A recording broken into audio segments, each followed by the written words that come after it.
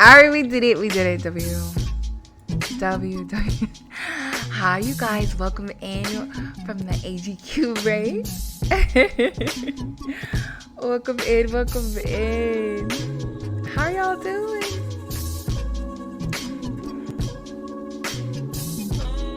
Alright. W. Welcome in, everybody. My name is Algo Queen, and today we're going to talk about how to be supportive allies and promote inclusivity, okay, in the LGBT community. Shout out to It Gets Better for this opportunity, honey. W Ray message. Welcome in, Raiders. Shout out to our beautiful Algo community. I appreciate y'all for being here with us today. Hi, Evie baby. What's up, D-Willay? Lotus, please. Hi, Kitty. Boo, welcome back. Pommier, hello. Queen Red, I see you. Hi, Lovely. Welcome to the stream. Hi, Shirley. Chico be my favorite lurker. What's up, Balloon? Hi, y'all. So, it's been a minute since we've been over here. It's been like since July since we've been over here. So, it's so good to be back in this space, honey. And today we're going to do my favorite type of just chatting, which is playing a game and just chatting. I still can't copy comments on mobile. I don't know what happened. You hate this app. I hate that for you. Mod view. Oh. Lotus is on a Nokia phone.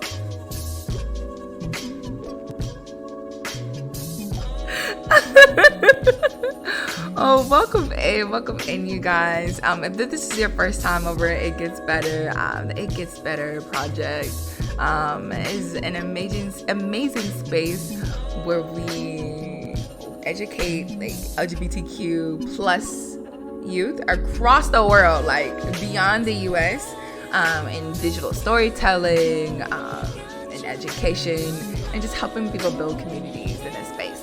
And so yes, I think in this space that we're in, we just want to keep in mind that we want to be PG just because we are dealing with the youth. And if it's just us in that space, still like, being conscientious of that as well. So yes, we're gonna play some COD. And I know you're thinking like, how is Queen gonna play COD? How is Queen going to play COD and be PG? We're playing multiplayer. We're gonna play multiplayer. You support the youths? Fudel, how old are you if you don't mind me asking? I don't think I've ever asked you how old you are. How are you, Fudel?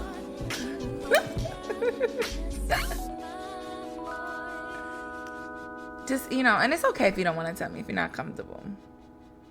Shout out to our mods for today.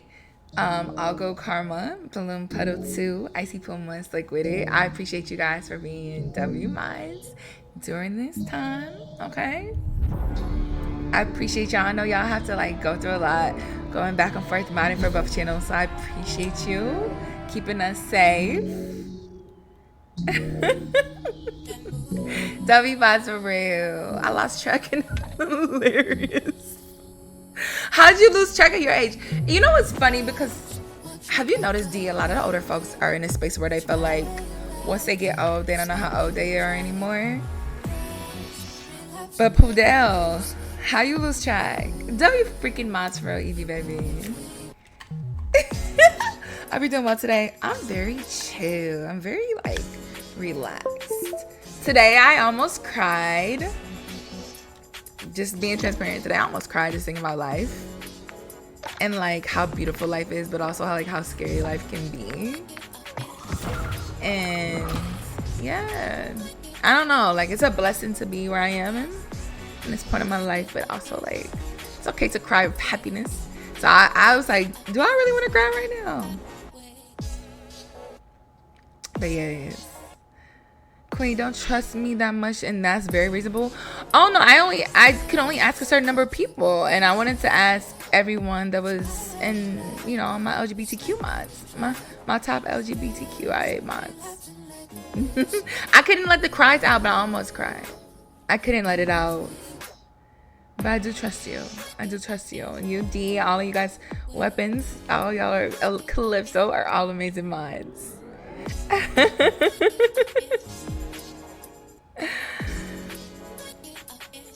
Okay, so being an ally, right? Or you gonna say ally, but we're gonna say ally. Whatever you guys are comfortable with. Either one, to each his own, right?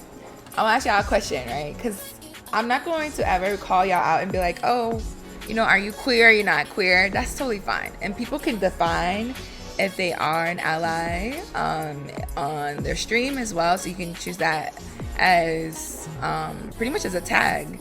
And that's like a good space where you can welcome people from the LGBTQ community. And people actually search that. But I want to ask y'all a question first.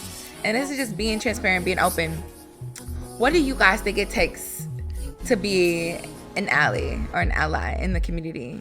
Thank you, Queen. It's an honor and a privilege. Of course. What do you think it takes to be an ally to people in the LGBTQ plus community? And so I'm struggling to not say words I'm not supposed to say. I don't need a sword. But you've done a great job every single time I had a stream over here.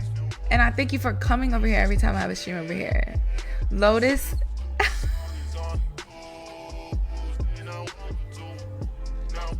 Lotus, no. That's a good question. Right, it's tough, right? Like, what do you think it takes? To me, it reminds me of this conversation I had with one of my close friends. And one of my close friends was vibing in a stream. And she was just like, yo, I've been in the stream for about a couple weeks now. And I never asked them what their pronouns were. And I was like, oh, you know, it's okay to ask. And I feel like that's like one of the steps too, is like, you know, normalizing asking people what their pronouns are respectfully, of course. And just being in a space of where you are making sure you're addressing them the way they would like to be addressed, and you're like acknowledging that you understand that like you can't just judge people based off of what you see on the surface. So yes, my cousin's an ally. I love that. Pudel, thank you for being an ally. Well, I did nothing. You're amazing. So I think the first step is not being afraid to ask people what their pronouns are. But just be respectfully. And I don't have to give you an example of what it means to be respectful and not respectful. Okay? I love how they chopped up this Daniel Caesar, honey. Hold on, y'all. They got shipment hardcore. Hello? Look at these new maps I had no idea about. But we're gonna do shipment 24/7. Y'all know how I am. We're gonna level up these new guns. My SPR should be done, yeah? Let's see. That name is insane. What name? They been had that, boo. Oh my gosh. That's how much you know I don't like Realm over here. I feel so bad for not knowing. Wait a minute. I got my SPR gold. Let's go. Okay.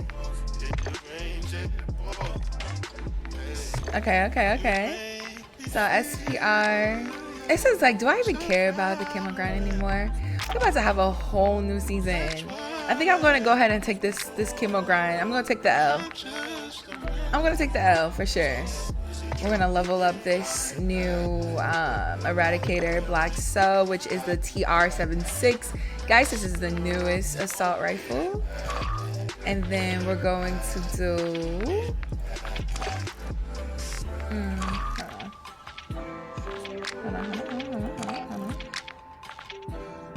Hold on. Preset packages? Where's my custom packages? I thought my custom packages have overkill. Hold up now. I guess not. Crazy about my custom packages. Overclock. Okay. Tough. I'm gonna do highlight. Highlight's gonna go absolutely insane in multiplayer. Actually, that makes no sense. Let's do a quick fix. Hardline. Nah, I don't really care about that no more, honestly. Let's do resupply. I know you love me. We have the Oh my goodness, hold on. Do I want to do the Lockwood? The way everybody has been absolutely demolishing with this Lockwood, I can level up my Lockwood. Let's level up the Lockwood. Let's do it.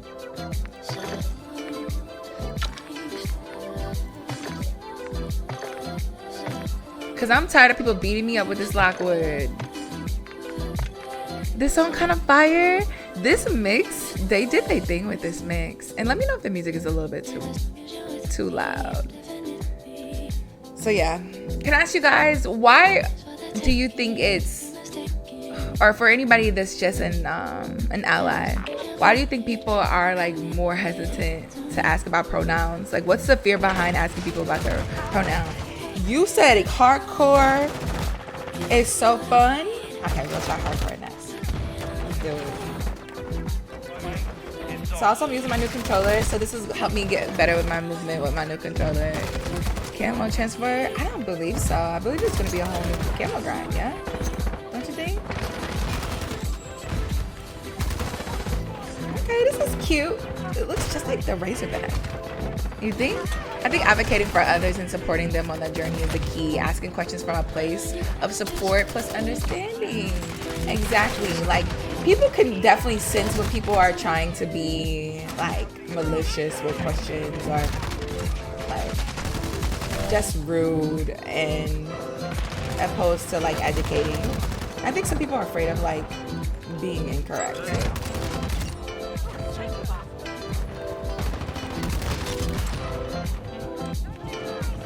That's my question too. They be spawn trapping, but I love for leveling up guns. Okay, let me try hardcore next. We're gonna see it. Forget it. Let's do it. Should be easier because it kills it, I feel like. Should be. I actually do like this gun. It's not a bad gun. It's like walking on eggshells when asking certain things to not offend some people. Just choice not to at all. I understand that. And thank you for sharing that. So it's really just like the fear of offending someone. The fear of like, and then I feel like, yeah, it can be an awkward conversation, right? But to me, I always think of it as like, what's more awkward? Asking instead of assuming, or assuming and then now everyone's awkward when you get your assumption completely incorrect. It should be taboo, not the target for this question, but I get embarrassed to ask when I've known someone and I don't know. It's like when you've been with someone for some time and you don't know their name, right? And you kind of like play it off like, how long can I go without like asking what their name is? Like you try to go and do research yourself instead of just, you know, kind of becoming brave. That would be cool if you could transfer the ammo. I mean the ammo.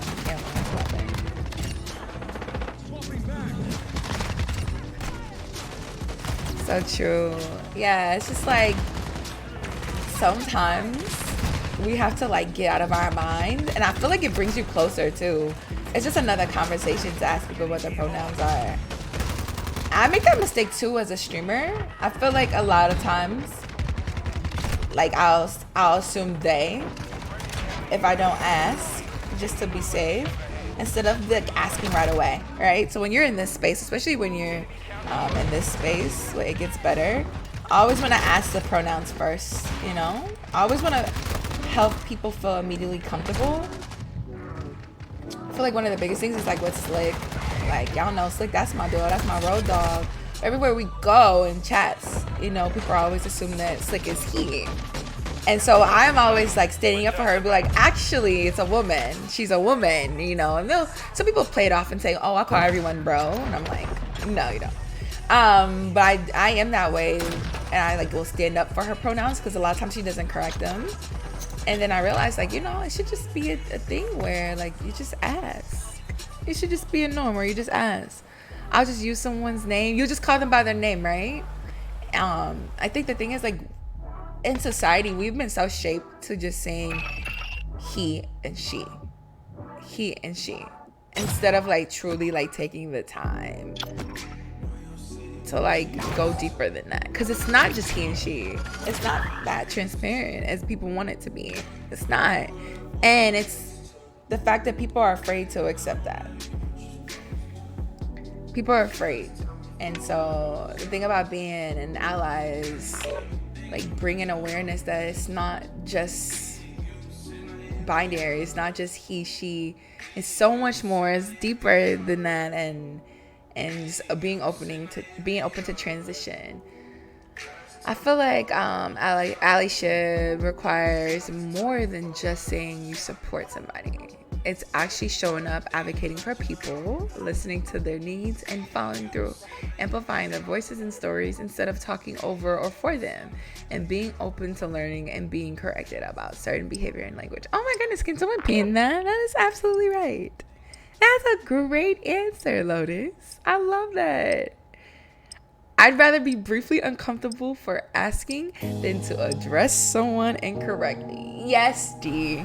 Absolutely. You know, you get that like moment of like embarrassment or anxiety. It's more short-lived than to be incorrect. And now I feel like every time I see that person, they're thinking about the mistake that I made. Right, Calypso? I really love Lotus's response. I really love that. You did such an amazing job. So now we're on this topic. Can everyone share what their pronouns are? Our pronouns are she, her.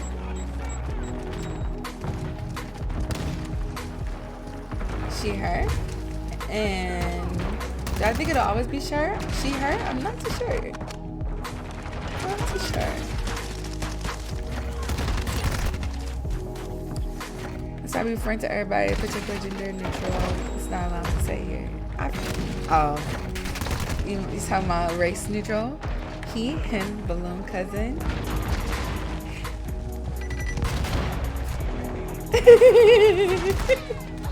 He, him, balloon cousin is hilarious.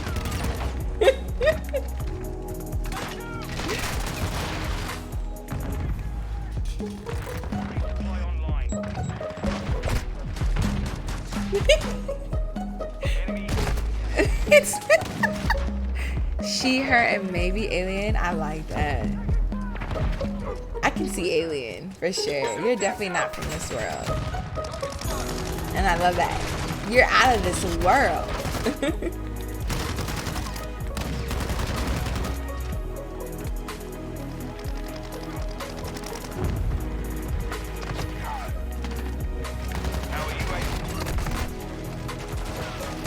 I said whatever pronouns. So tell me why you're accepting of whatever pronouns. Do you feel like explaining on that for me? That's something you're comfortable with, of course. Nah, I like this music balloon. Like, how did we find this gym so quickly? It makes me want to have a YouTube channel just so I can use sounds from this. Definitely not from here, Calypso. That's what makes you so special.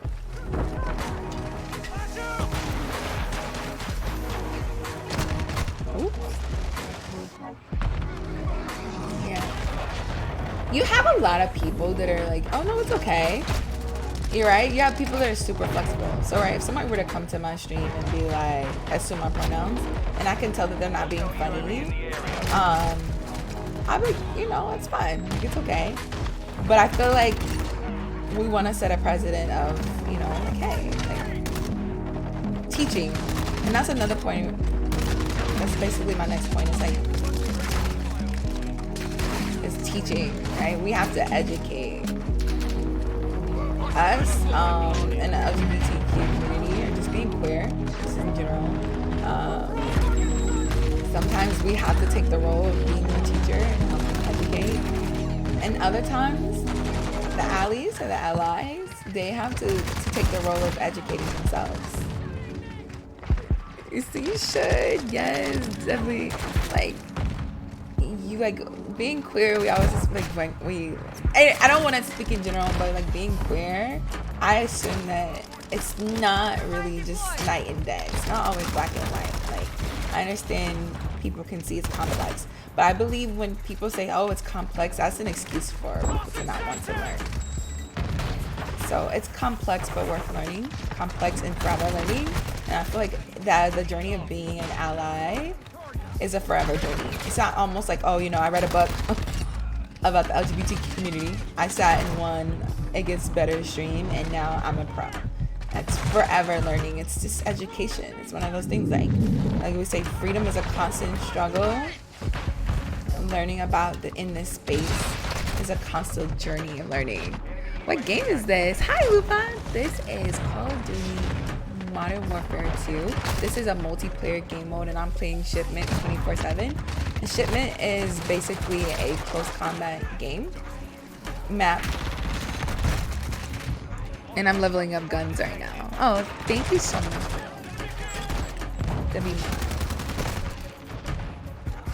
How are you doing? Welcome in, Lou. What's your pronoun?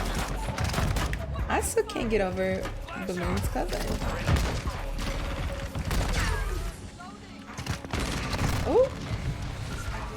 Well, welcome in, welcome in. Ooh. Okay, look at this, to this mix. I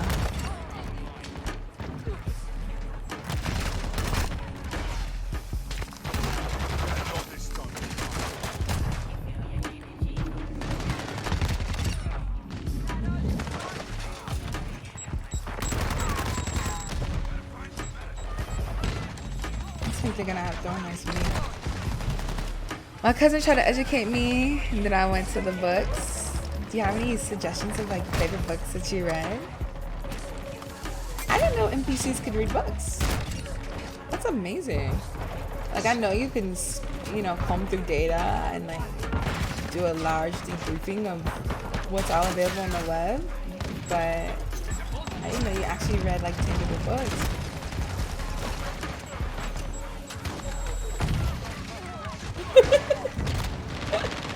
You're sick.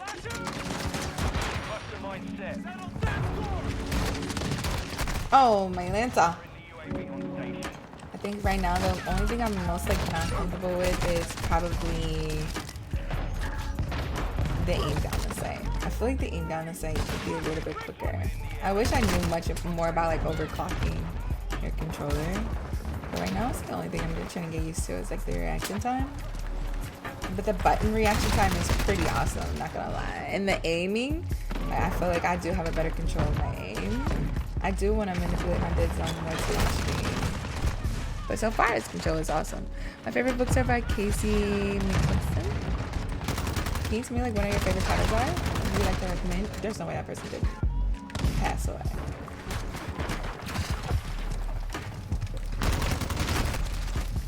I feel like me being in education, I've been in education for over 10 years now.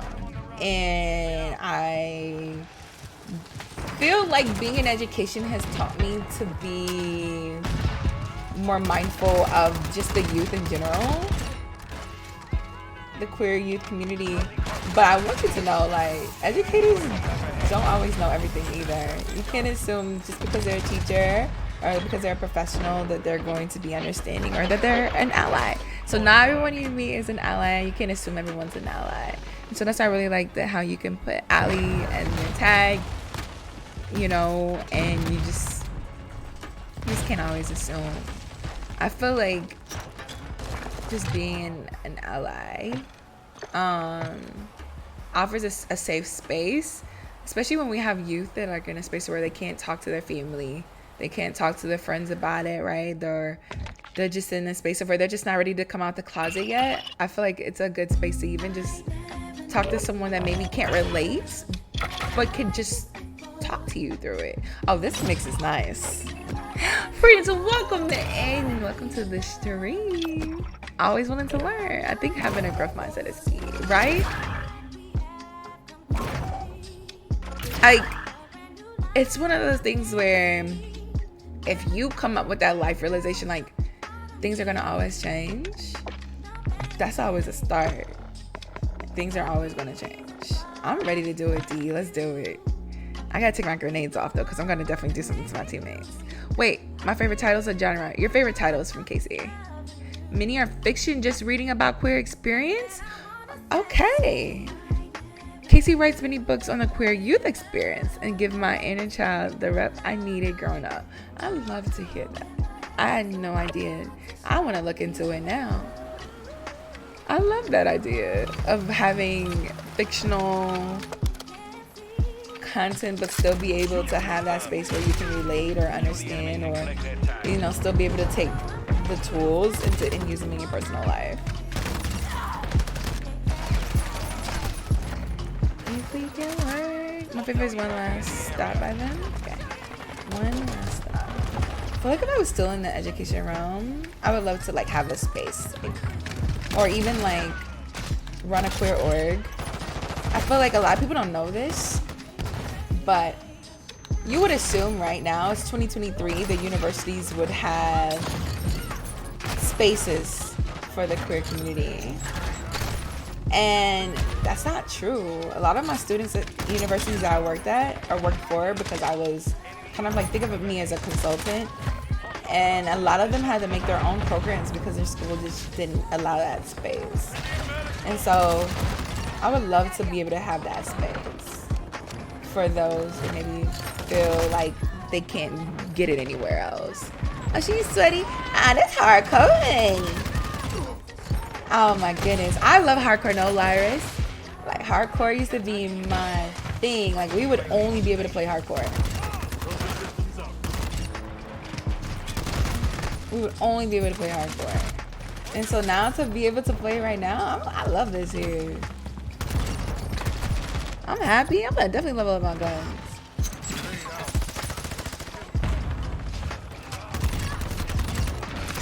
Okay, so we talked about pronouns. And we talked about educating yourself. One way you can educate yourself is you could start off small by like, you know, asking your friend questions, or asking your friend like, what would you prefer? You know?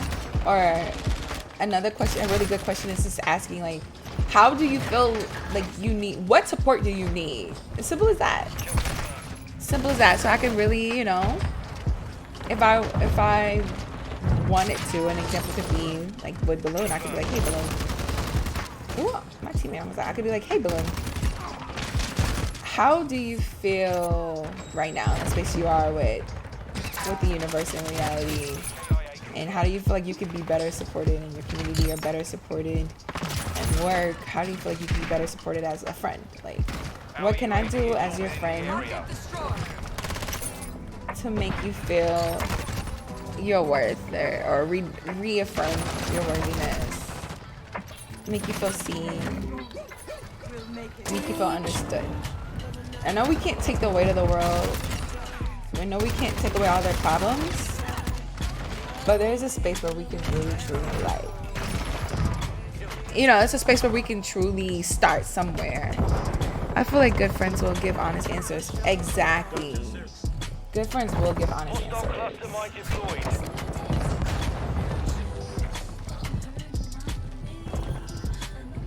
Listening, sometimes people just want someone to listen to them. Exactly. Just want somebody to listen to them. You just want, even if it's not solving a problem, right? That's a good point. You just want to talk. Like, this is what I'm going through. I forget non-judgmental anger can go a long way, right? Especially when you're in a space of being surrounded by people, a lot of people that judge you. Truly, like, have something to say, whether it's what you want to hear or not. You just want to vent. Sometimes people don't have that therapist access, and they just want someone that they can vent to. So like being that as an ally, and yes, open mind, listening from a point of understanding, exactly. All of that. I love y'all. Exactly.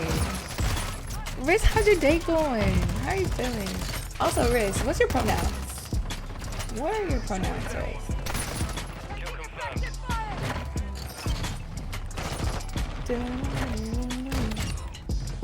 I really like the way they mixed this.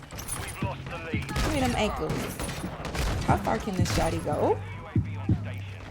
Because if I go in listening thinking I know everything, it won't help. Exactly. We really have to be comfortable with saying we just don't know. Just like when you just can't assume the pronouns, you just can't assume that you know everything. Just like I can't just assume that our queer friends are in a good space of feeling supported, and especially if they're already like a pro in that space. Also, like, newsflash, there's a lot of people in the queer community that are still learning about the queer community as well. Like, I'm definitely not a professional whatsoever. I think my forte is in advocating, is in learning and being in a space of listening. But I can definitely say I'm still learning every day. I've asked my TikTok followers what the supposed agenda is everyone's talking about. Good taste in mercy tea. It's good working on an assignment and watching Power Rangers with Empress. I love me some Empress. I love y'all together. Y'all are such a good team. Seriously. W Empress, W pledge a key on a weekend. I love that you guys take turns gaming. I learn every day, especially when in regards to new identities. Exactly, right? Instead of like going from, you know, I feel like a lot of things I hear, a common term I hear people say, and this is in quotations, well, I mean, there's something new every day. Say it almost as if it's a bother, as if it's a hindrance. Instead of looking at it like that, looking at it like, yo, we're learning something new every day. There's a new space of inclusion every day. A new identity every day to get someone closer to feeling like they know who they are. And I feel like, how beautiful is that? So why would you not, you know, want to learn? I can't sit here and tell you every single identity without Googling it or without having a list in front of me, without making a mistake. And that's okay. So I think the thing about education is being open to mistakes, but also being open to not knowing everything. This is not anything where you're going to have to get a flashcard and you want to be professional, you know? Especially if you're not getting paid to do it. So handle it with grace. Pronouns existed in the 1800s. They did. They absolutely did. I'm still learning myself. Exactly, Calypso. And like, how exciting is it to still be learning more and more about yourself, especially in your 20s and your 30s, right? I feel like if there's someone in the youth that's here, that's watching, if you are, let's say, in your young teens or whatever, and you think you have to have it all figured out, you don't. It's absolutely okay to not have it all figured out by the time you get 18. Because I am definitely in a space of not having it all figured out. Juice Man, I love you, Juice Man. Hey, honey.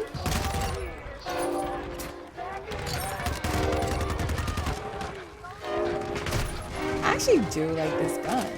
Yes, it looks like a Tempest Razorback as well as all the other guns that look like the Tempest Razorback and the Cronus Scrawl.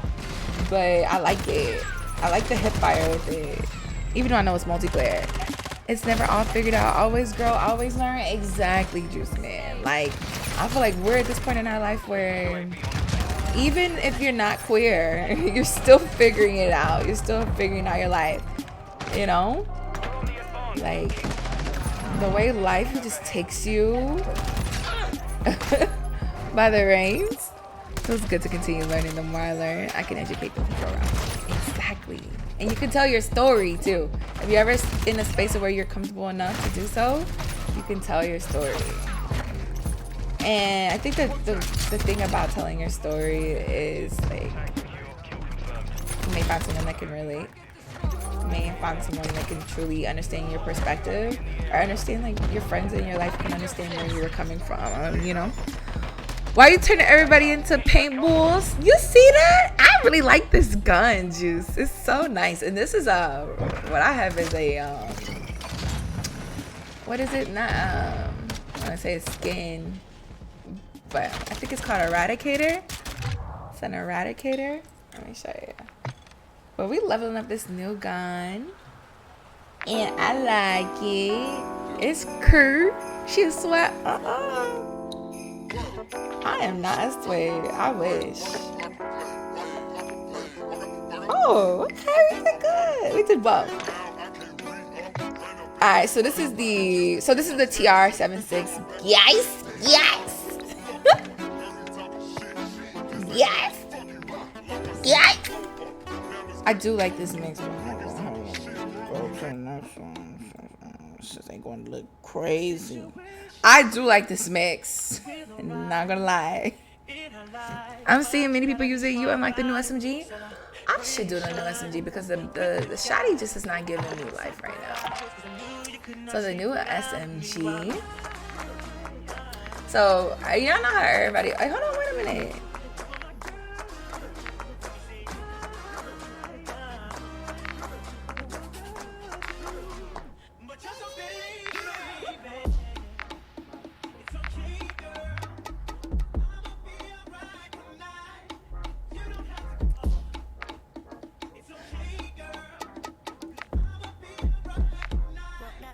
This how we from. Easy now, no need to go down.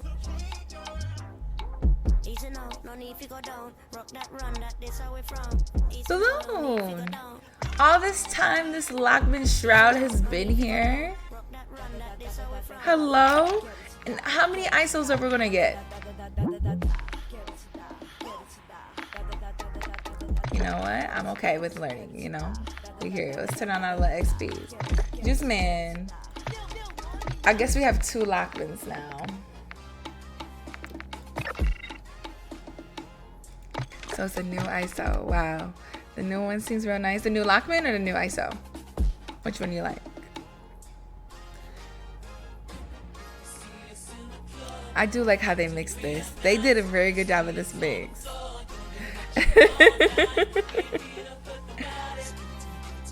I do like this.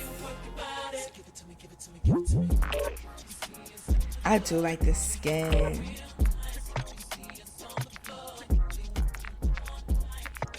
Hold on. This eradicator must be from the black cell. Does this mean that I automatically just have the black cell? Is that what that means?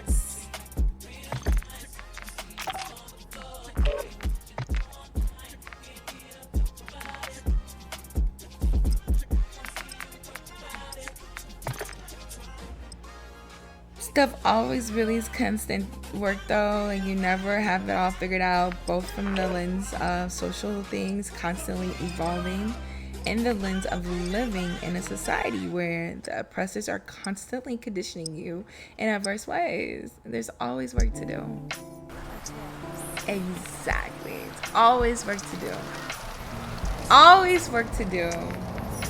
And there's not always one answer. I'm not retyping that. That's okay, love. What are your favorite examples of queer representation in media? For me, honestly, it's in video games. I feel like that's the space that I'm in, where I feel like whether you're doing story mode games, RPGs, first-person shooters and things like that. But I really do love how adhesive about that. Is this not hardcore? Is this hardcore? This is hardcore, right? How do you survive a grenade in this? And so I have a lot of these really cool story mode games that I never thought to stream, only because I'm like super like situated and just getting better in FPSs. But like when I'm like, there's been a lot of streams that I actually lurked in or related into that did a really great job depicting like what it's like to come out to your family, and I just love that idea just in general. I don't know, because you get to immerse yourself in that space. Like it's like almost like a virtual reality, and you can take on the tips, and it's not always just flowers and butterflies. You see the sadness, you see the realness of it all. Hi Bree, what's up, love? Welcome in, Bree.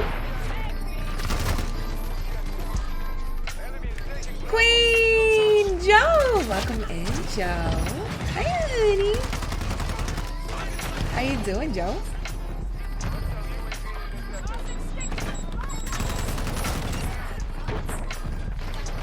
Just man, I appreciate you being here. Big shout out to everybody from my community. Came and put up on me over here. I love y'all so much. Now, why I can't raid you? Oh, you can't raid over her? Oh no! I wonder if they have like raid parameters, like can only raid if such and so forth. It's probably a protection against hate raids. I bet that's what it is, just man. The games are going very well. D really got me in the space of playing hardcore, which I'm super excited about.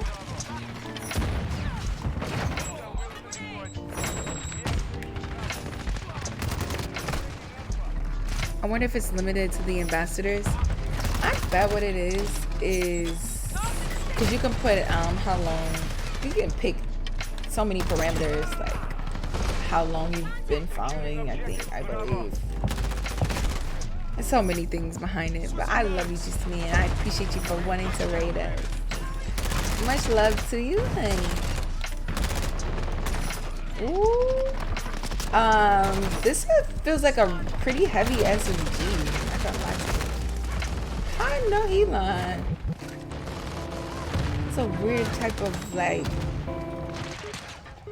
How can I explain it? I don't know if I like it. Oh my god, don't follow. You know, feel free to follow if you would like. No worries. But we appreciate the love you show this channel. Okay, much better, look. Much better. Nah, why is everybody right here?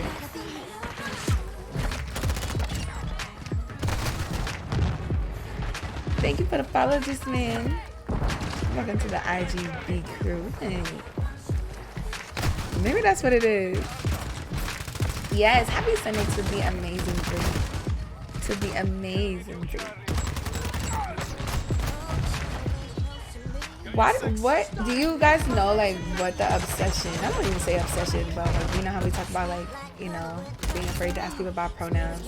What's the thing about, like, feeling like we have to be a professional to talk about something? For me, it was almost like I was afraid to give presentations in school because I felt like I wasn't a professional at it, and I wasn't really confident in my knowledge, and just afraid of saying the wrong thing.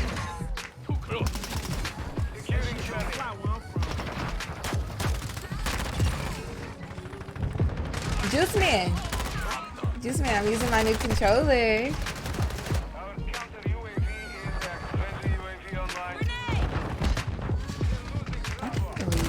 Really using this controller with no like thumb stick, basically just straight raw bones.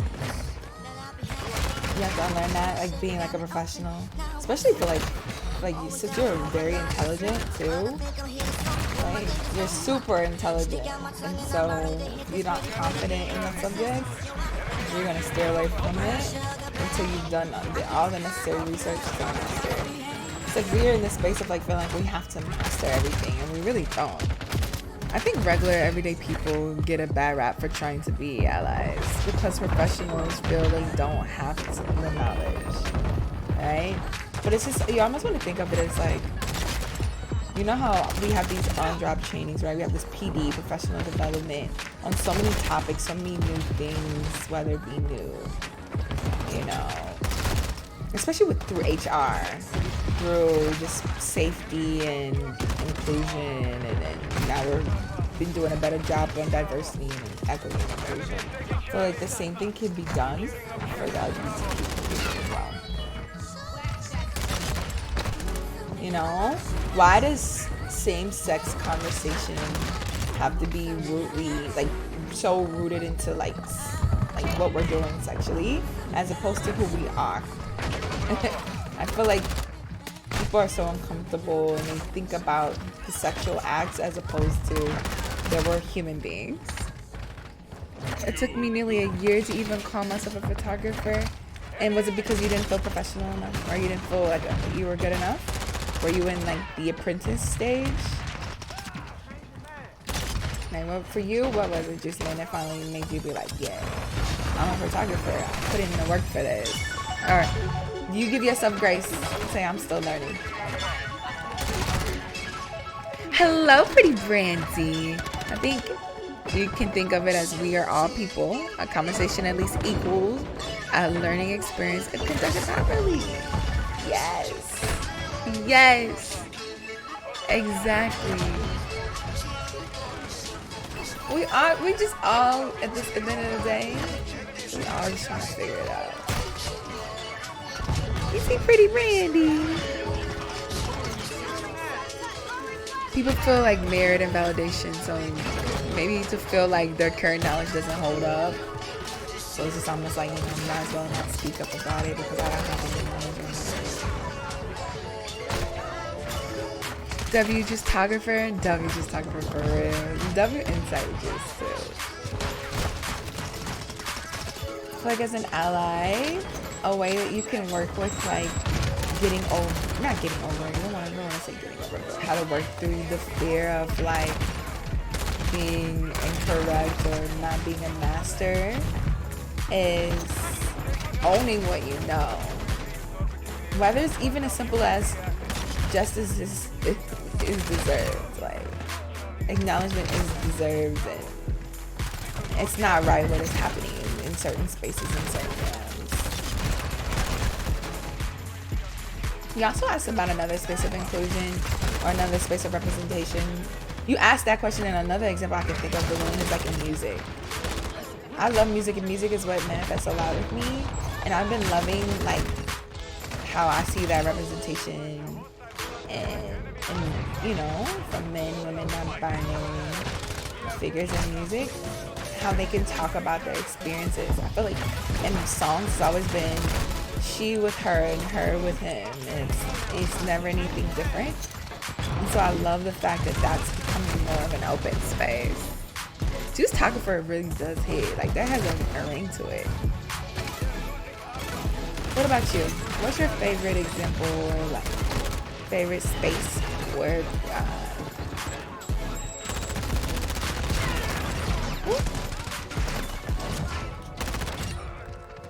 where's your favorite? Ooh, shoot. Sorry, teammate.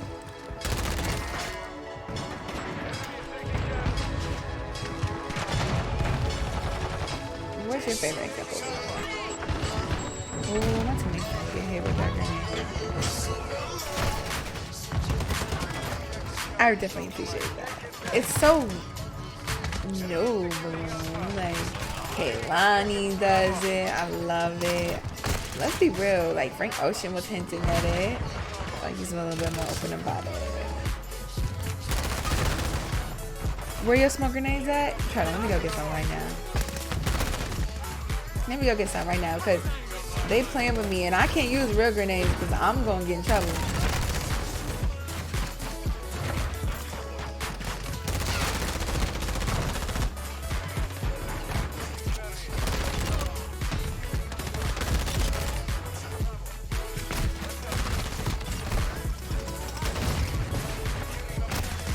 I'm back. Hey, Shirty. Hi, lovely. Welcome back, lovely.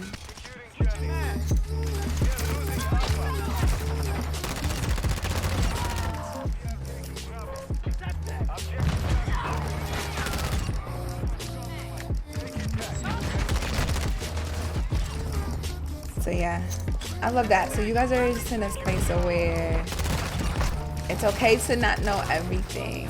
And I feel like that alone, that thought of just being like, you know, it's forever growing, we're forever learning.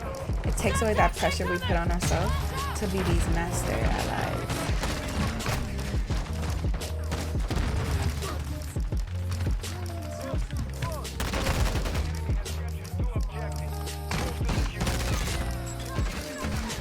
But I think listening is like one of my favorites. Just having someone that can listen. Because again, like, I can't stress this enough. There's so many people in this community that didn't have anyone to talk to at home. You know? Especially if, you know, they didn't feel comfortable enough to talk to their siblings. And so to have that ally, or, you know, wear that badge proudly, especially if you consider yourself a cis individual, like having that space is like being a counselor in a school and having your door open. You know, it's like open door policy. Being okay with not knowing is key, or at least being willing to be taught. Exactly. What's the topic? Sorry, I was ordering food. Ooh, what are you ordering? What are you ordering? Oh, this is perfect. Let me sit down and eat my Jack Stacks while you kill things, queen. You're eating Jack Stacks? Where are you at? Are you in Kansas City? For you to be eating Jack Stacks, where else is Jack Stacks? Hello? So the topic we're talking about is allyship in general, right? And so how to feel comfortable being an ally in your community. And one of the biggest things we wanted to talk about is one step is to be comfortable with asking people what their pronouns are. The second thing is educating yourself, right? We in a queer community hold a space where we don't mind educating, but some people do enjoy the time, like just being somewhat understood. And so like, what can you do as an ally to educate yourself, but not feel like you need to have everything memorized, you know? I was just gonna say, ain't that my salmon dip spot? I love that, you know. Also, I can take myself on a date tomorrow and get salmon dip to celebrate all of everything. Yo, John, welcome back. I consider myself an LGBTQ ally myself. So, John, what are some ways that you are an ally in your community? Or just with people in real life? Welcome back, John. I remember you. I just landed about 45 minutes ago. Yes, I am, because Beyonce is tomorrow. It's good being in our city to see Beyonce. What did you get from Jack Stacks? Not W Food. It's just Wendy's. Food is food, and you nourishing that soul, honey. We are really out here, Budel. We really are. No, I want salmon dip. No, I really want salmon dip. I haven't ate today. Don't freak out. Please, I'm gonna get food. I promise. Salmon dip and fire kiss wings. I love you dearly. Those fire kiss wings, especially when you squeeze that fresh grilled jalapeno on top of it. HB, I love your taste. Now, did you do ranch or blue cheese? I am not an educator. I don't got the patience, and I get aggressive sometimes. So how do you work around that aggression?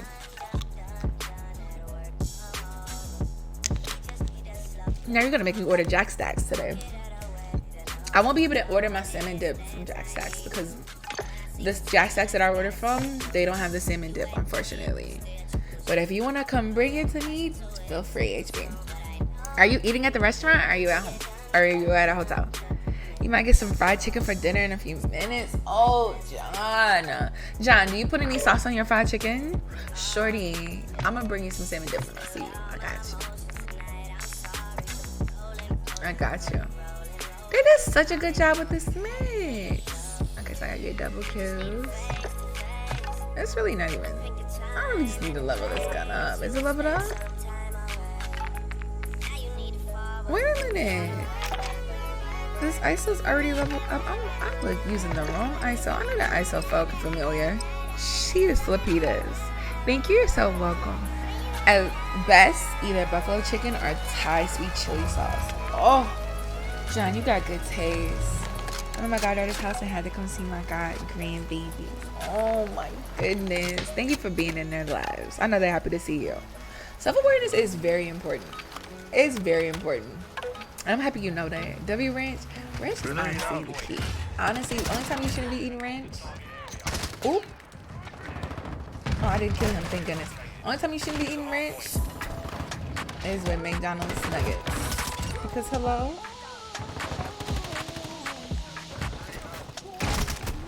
Oh my goodness, this is the 3 round? This is the burst MP5. That's why they call it the shroud.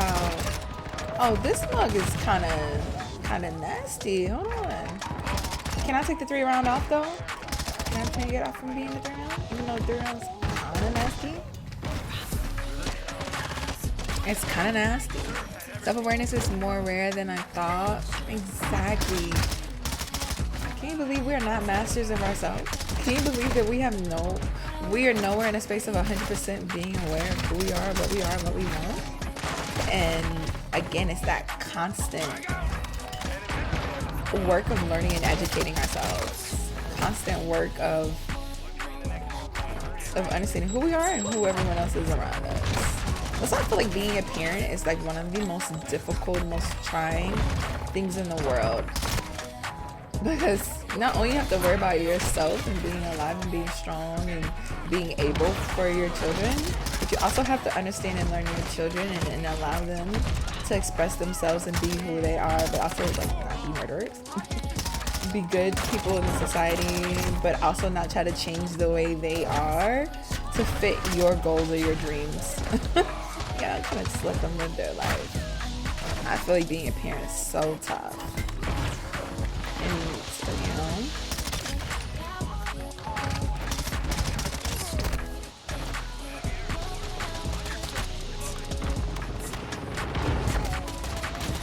Yes, I have definitely get more accustomed with asking pronouns. I do have a bad habit of just saying he and she. I just had a friend who transitioned the whole time I knew him. I was calling him her.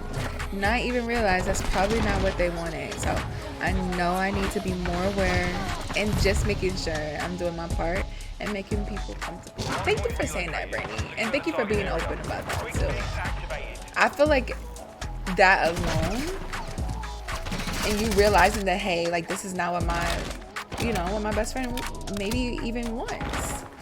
And you like being in a space of understanding like it's okay to make mistakes and make a change so they can feel comfortable and be more immersed in that transition. And just makes their transition even more real.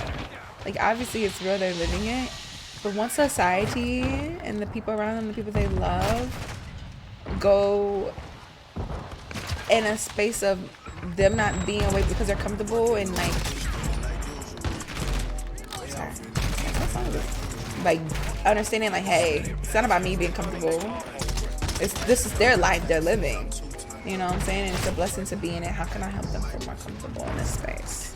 We steady evolve. I get new software updates every day. Exactly, Pudel. So I'm like, companies, jobs and schools should have training, should have PD in that space to help with the inclusion. That's what it all is about, is inclusion, right? People let that fear of not being a professional or not being annoying hold them back from one of the biggest things is advocating now. Like, how do we now advocate?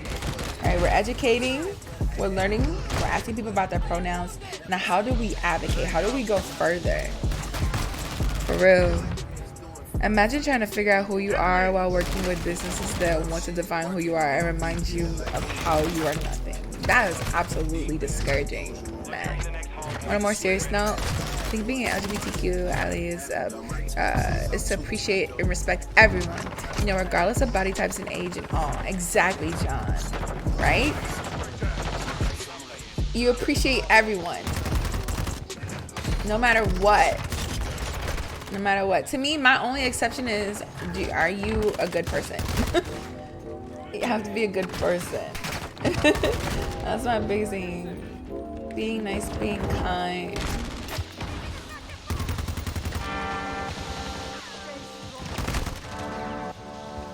It's always so confusing to my brain to learn that folks aren't constantly serving and thinking of others, but I realized mine is anxiety trauma driven and lots of folks don't experience that. Thank God, right?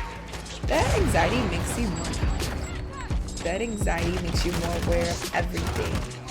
And I feel like a lot of times people tend to think like people with anxiety, people in that space are just overly emotional or overthinking and not in a space of sanity. But I think it's just, you're more cautious. It makes you more cautious.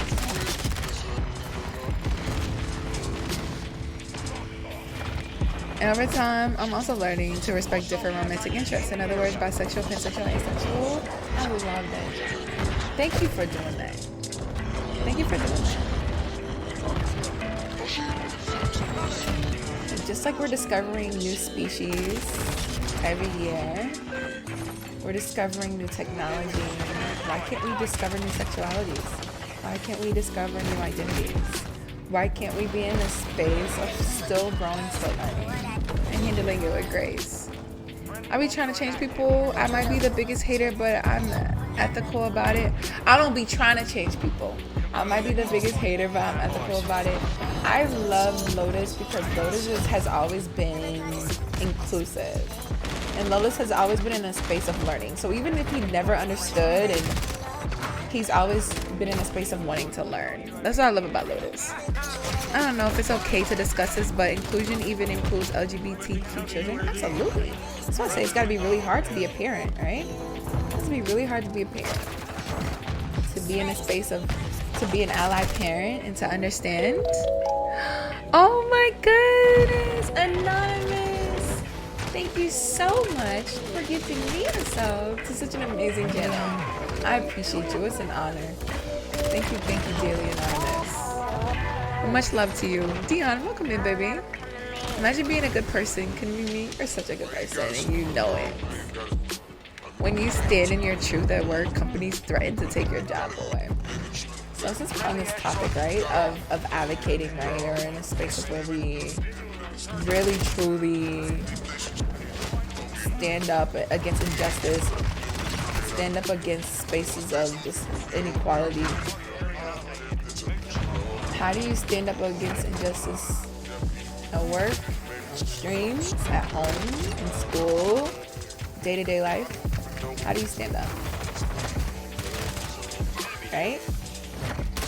Again, we can't assume for you as an ally to change everything, to fix everything. Some people are in this world where, you know, advocating truly is not easy to do in some of these spaces. It's kind of scary sometimes. So how do you do that? What's up, Zakia? What's up, baby? Welcome to the stream. Oh, the targeted anonymous sub was so loving. I appreciate that. I had to do that this week. So how did you stand up, Matt, if you don't mind me asking? That's the thing that gets me when folks complain about folks complaining their identities. None of us are the same as we were before, so why not just call people what they want to be called? Exactly, Ronnie. Exactly. I was saying earlier how it's just like, isn't that conversation easier to ask them what their pronouns are no matter how long you've known them? Rather, I've talked to you for years, Ronnie, and I'm finally asking you which pronoun is. It's better to ask now and have that, you know, little slight moment of awkwardness as opposed to assuming and being wrong, and now you have to be corrected. We're not all professionals, and that is like the thing about grace. It's like, it's okay. As long as you're respectful, you're not trying to be rude or funny about it. The person that is acknowledging their identity to you should be in a space where they're open to share with you. I feel so good when I hear about it. The one thing I loved about working in higher education is we put it in our signatures now. So I remember this was probably back in 2017. I started seeing more people incorporate pronouns in their email signatures. And that right there is a small way to change the dynamic. My job basically put blame on me for a network issue that happened on Thursday. Most of my concern of LGBTQ youth comes from when I used to watch I Am Jazz. Really? Do you feel like expanding? This is what hits me the hardest as an LGBTQ ally. I stated that I was asked to do something at work, or I network event, or network team is not familiar with our network, to be able to know how to handle certain things. The manager basically said, well, I should have said something if I knew they weren't comfortable. I'm like, I'm trying to get this done and see it through. Oh, that sounds quite frustrating, man. How do you feel now in the space that you're in right now? Exactly. Tone means allow and asking questions. Exactly. Like, I just keep thinking, like, you know, when you, like, if you're a streamer, you have the spaces where, you know, you will get trolled or people will tease you and make fun of you. And I think you can just tell. I know people are like, tones can be misconstrued because of a lot of things. Like, of course, we're doing this all via text, right? Like, so text messages can be misconstrued, but like, that's why I think like the space that I'm in, the space that we created, is to like not joke, so we don't have that issue. That's why I don't really care too much about trolling and joking, because if you offend one person, you offend me. And so that's why I'm always like, you know, be delicate with this, because we're talking about people's lives here, so be delicate.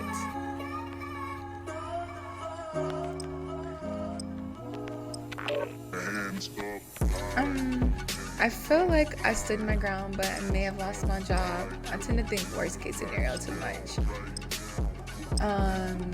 I completely understand overthinking it and replaying it in your mind and thinking of like all the different outcomes.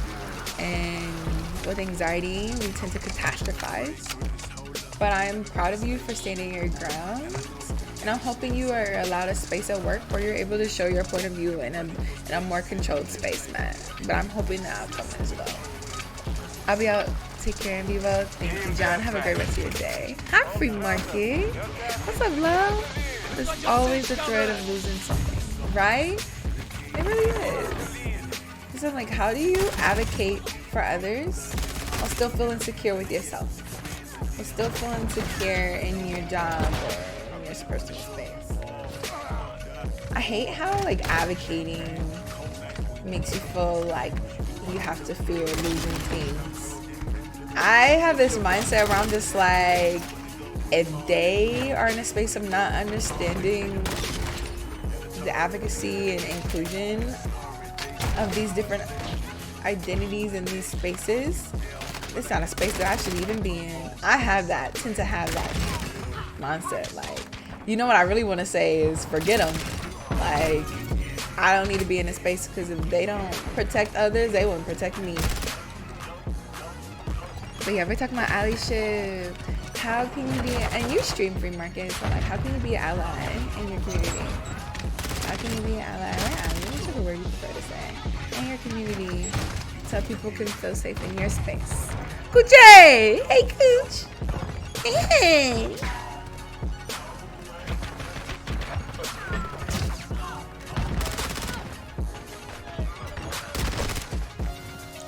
Welcome in, welcome in. There's always a threat of losing something is something that we've seen a lot, right? I think a lot of people are so concerned about what they can lose. But I think the brighter side of it all is just being proud of what you stood for and protected. Who you protected. I like to think of advocacy as a helping people find their voices, helping people advocate for themselves that wouldn't rather speak up or advocate for themselves. So I feel like a lot of people were put on this earth to speak, you know, to convince, to advocate. That's why we have people in policy. That's why we have people, salesmen. We have these people that give these pitches because their words are quite influential. So how can we use our voices to benefit the greater good and to help everyone feel, you know, in a space of inclusion? Like, people just want to feel like they belong. You're working and lurking. I appreciate you being here always. You know that. W freaking cool. Oh my goodness, I don't think I like this scope on her. But I'm gonna keep it. Y'all know I don't really use scopes in my SMGs. I'm a firm believer of standing up of what you believe, even if that means you're losing something or someone. Exactly. It's easier said than done, right? So I have an example. I had a student, and this is when I worked at a high school. I had a student who felt like their sexuality was a problem to their teacher. And the teacher would make jokes, you know, the students would kind of like be on the teacher's side and you know, laugh or think it was funny. And so me being who I was in my role, I wasn't even qualified to be in that space. My role was a role to help them with one topic. If you know, you know. And so a lot of the times those students will still come to me and talk to me about the things they dealt with at home or in classrooms or with teachers. And I took it seriously. And so what I did was I pretty much helped the student not only advocate for themselves, but I talked to the counselors, talked to the principals. I talked to the correct people and pulled in the right people.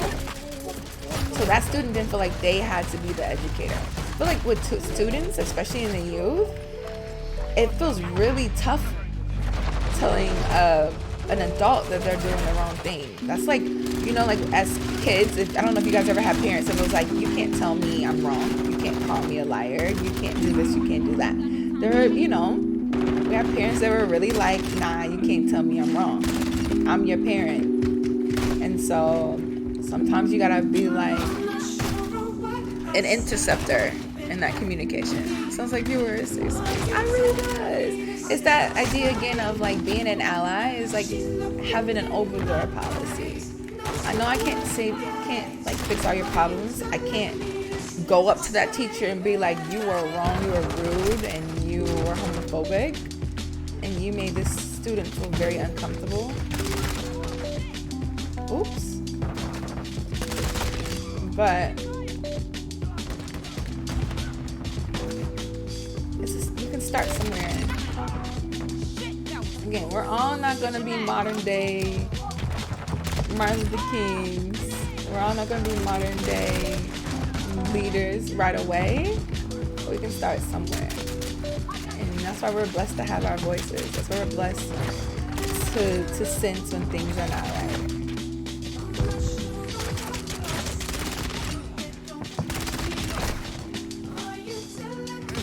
If it's worthy, because there are often consequences, there's always consequences to your actions. Whether they're good or bad, there's always consequences. So it's almost like, what are you worth? What is worth the biggest consequences?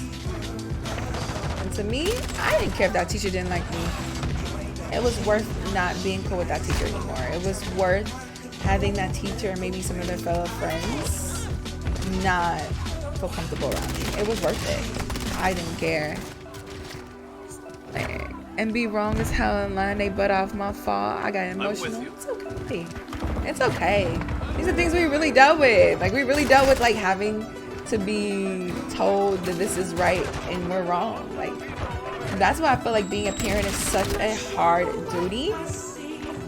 And I'm like, I give it up to parents, especially parents that are the parents that let their kids do whatever they want in regards to identity and self-expression and just their interests. Like, if I ever get blessed to like have a child, whether they're adopted or whether I have it or whatever, that's gonna be my biggest goal, is to make sure they're comfortable with their identity. Because oftentimes it starts to eat at your morals when you compromise. Exactly. Your morals, it tends to like mimic what you experienced in the past. When you call them out, they accuse you of being woke. Nah, don't let them come up with excuses to devalue what you're doing. Don't ever do that. For real. We just have so much power. I don't think we realize that. I'm ordering my food, by the way. I'm gonna look down at my phone for a second. We have the power to do so much in this world. I tend to think that sometimes people devalue that. Imagine, right? You have an ally who's cis or straight. They have a big role in a corporate job, right? Big role in a corporate job, big leadership. Their words, their systems, their practices hold weight and hold a space of where you can consistently create that practice. And so if you have someone in your space that is queer, or if you have someone in your space that just is, I mean, a lot of people tend to separate a lot of things, but whether it's queer, whether it's diversity and inclusion, if you have a space to create that professional development or have that conversation, it holds a lot more weight. Do I think that it will make COD disappear? I believe that there are so many cool games that are appearing that have a lot of good pool. And though I didn't play that game, I heard about the beta. I think that we're in a space, in a world where so many games can just coexist with each other without taking away from anything. But I feel like COD has their feet on the ground. And yeah, that game has a lot of old COD players in it, and they're vouching for it, and that's amazing. But I feel like, honestly, no lie, Pool, you from Atlanta? I'm in a space to welcome in. I'm in a space where I'm just like, COD has been in this realm of making so many mistakes and correcting them, doing so many things and fixing them, or just making the same mistakes and learning from them. but they have a lot of people in a chokehold, honestly. I don't think they could honestly, truly make COD disappear. I think the only thing that can make COD disappear is COD at this point. Alright, we're gonna do Jack Stack in honor of HB being in Kansas City. We're gonna do the fire-kissed wings dinner. We're gonna be healthy and get a spinach salad with no bacon.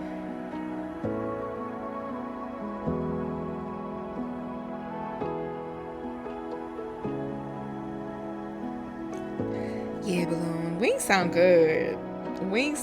Definitely taking the turn of the camera off. Wow, that playlist was really nice though. I really like that playlist. I really think they did that thing with that playlist. Alright, so we gotta make sure I like that one because that was a vibe.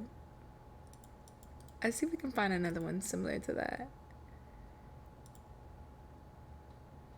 Because that was fire. Do you hear me? Fire. And it was an hour long. I really like that.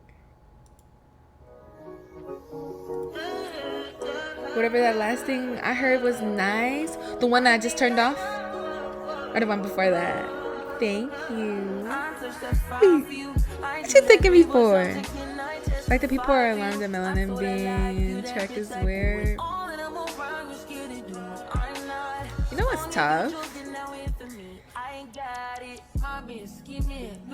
I think a lot of people tend to like forget of like all the different things people experience, like being queer and then being a person of color, and then also, if you want to tie in, being a woman.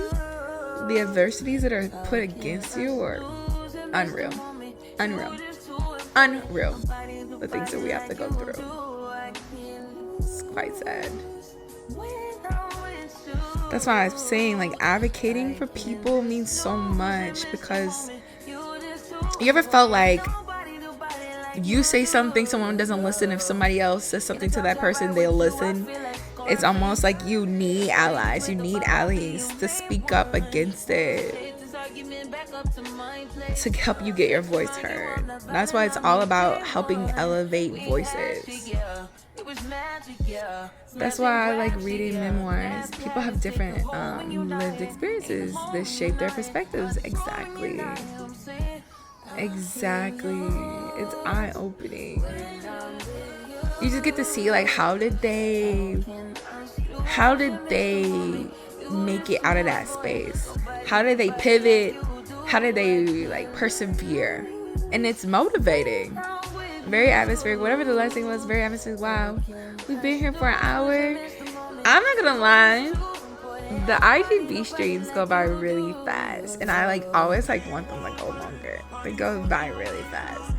I think if I'm ever in a space somewhere, like, I'm able to get back into this space again, because this is only actually only 6-month experience.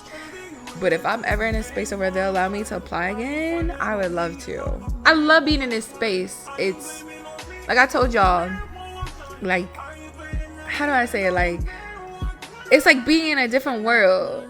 Like how we are on the All Gold space, and then how we are here. It's the same thing of like advocating and speaking up against injustice, but like being over here makes me like feel like I can truly, like, not even like code switch, I can truly speak on things without being like, you know, rated R. I can truly like prepare myself for streams, and it inspires me to want to be a better content creator. You know, it inspires me to be more intentional. For real. Leveraging whatever privileges you have to help make the world more comfortable for people with less privilege. Exactly, Lotus. Exactly. So just like people think, oh, okay, and I'm gonna bring in race. Just how people are like, you know, I'm a black woman. It's okay for me to have an ally. It's okay to have allies people who ally the black community because they have that space, they have that privilege. You know, I don't like code switching. I feel like code switching, honestly, it's like one of those things. Oop. Hold on. Oh, this one's a little different.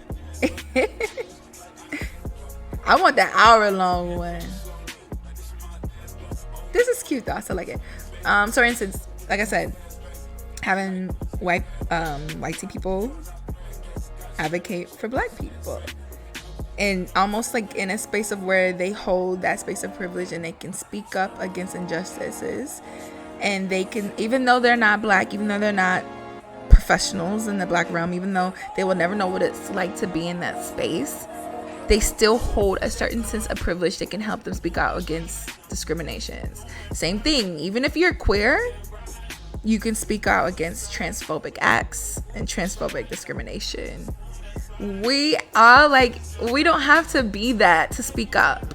You don't always have to, like, you don't want it to always be, okay, this trans community can only speak up and protect the trans community. No, we all have to stand up and be in a space of where, if you're afraid to speak up, that doesn't make you not you know what I'm saying? You got to find another way to be an ally, whether it's a retweet, whether it's teaching, like maybe your friends that you hear talking stuff and say, hey, like, don't talk like that. Like you need to reframe your mindset, like correcting your friends. You start somewhere, no matter how big or small you think that scope of change is. I wanted to code switch to Tupac mode after Thursday, but HR would have had me out the door. Yeah, man. I think at the end of the day, once we advocate and then we show negative energy and we show bad vibes, if we pretty much are in a space of where we let our energy get the best of us, we have now demoted, we have now crossed out the good that we did, and that person that we corrected, that person that we put in a space of teaching can now use our negative energy, can use our outburst as the main topic and totally dismiss what we worked our butt off for. It sucks, and this is in the real world too. This is in work in general. A tough balancing act. It really is, right? But like us as humans, especially us as like black people, we're like, okay, I don't want to be the mean person, but also you're not going to talk to me like that. So I'm going to go ahead and I'm going to learn you. I'm going to teach you. And I'm going to find a way to channel that negative energy in another space. But it sucks. I used to talk about this stuff all the time a few years ago. I just stopped because I'd be tired and angry and don't even have a platform no more. And that's the thing, you have a platform. Social media created that space of where we now have platforms. Social media created that space where we now have different outlets. We have vlogs, we have YouTube, we have social media, we have private servers, we have so many spaces where we can speak. Now, does it suck when you feel like your voice is not being heard? Yes. But when you're in a space of influencing, that's what streaming is influencing, then yeah, do it.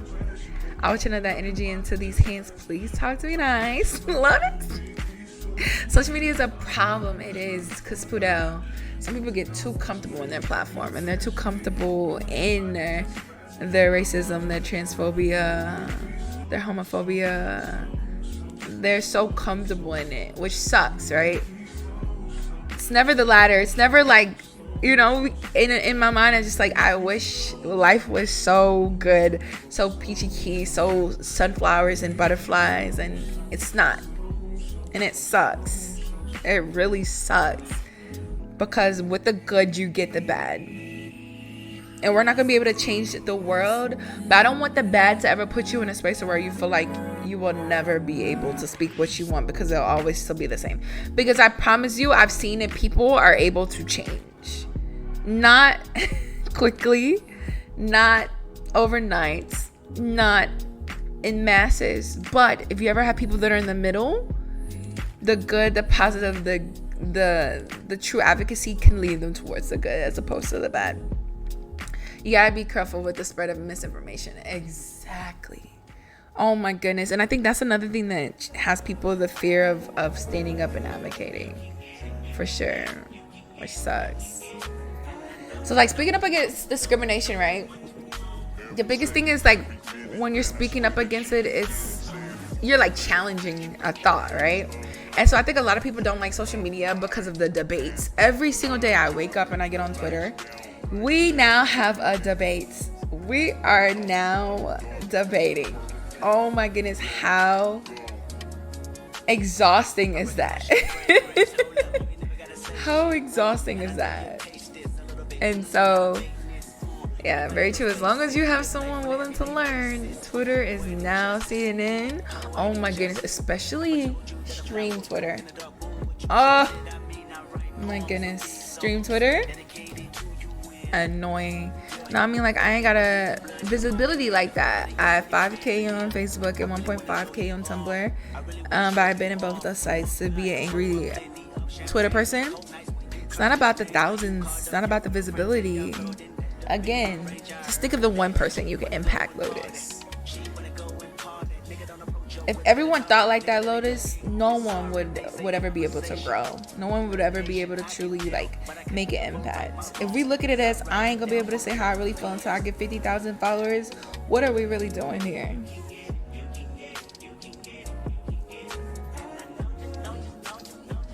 No telling what one tweet on Twitter will go viral. Absolutely. Balloon speaking facts, Lotus.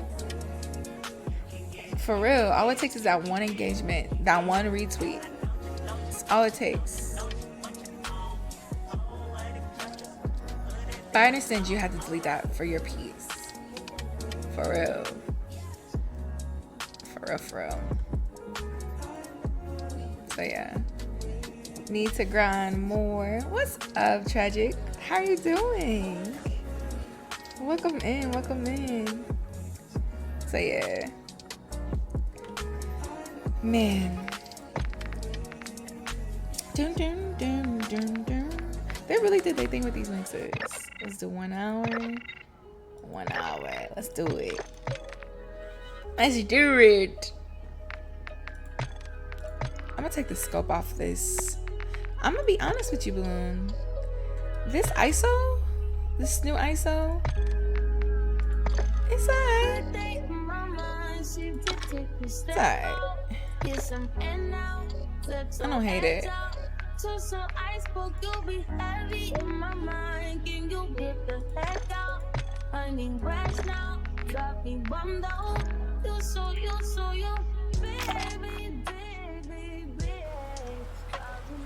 The new one, I've been seeing folks using on Big Map. See, if they're using on Big Map, then I definitely need to level it up. In fact, that gives me more space to say something because I'm not worried about losing people. Exactly, Matt. Exactly.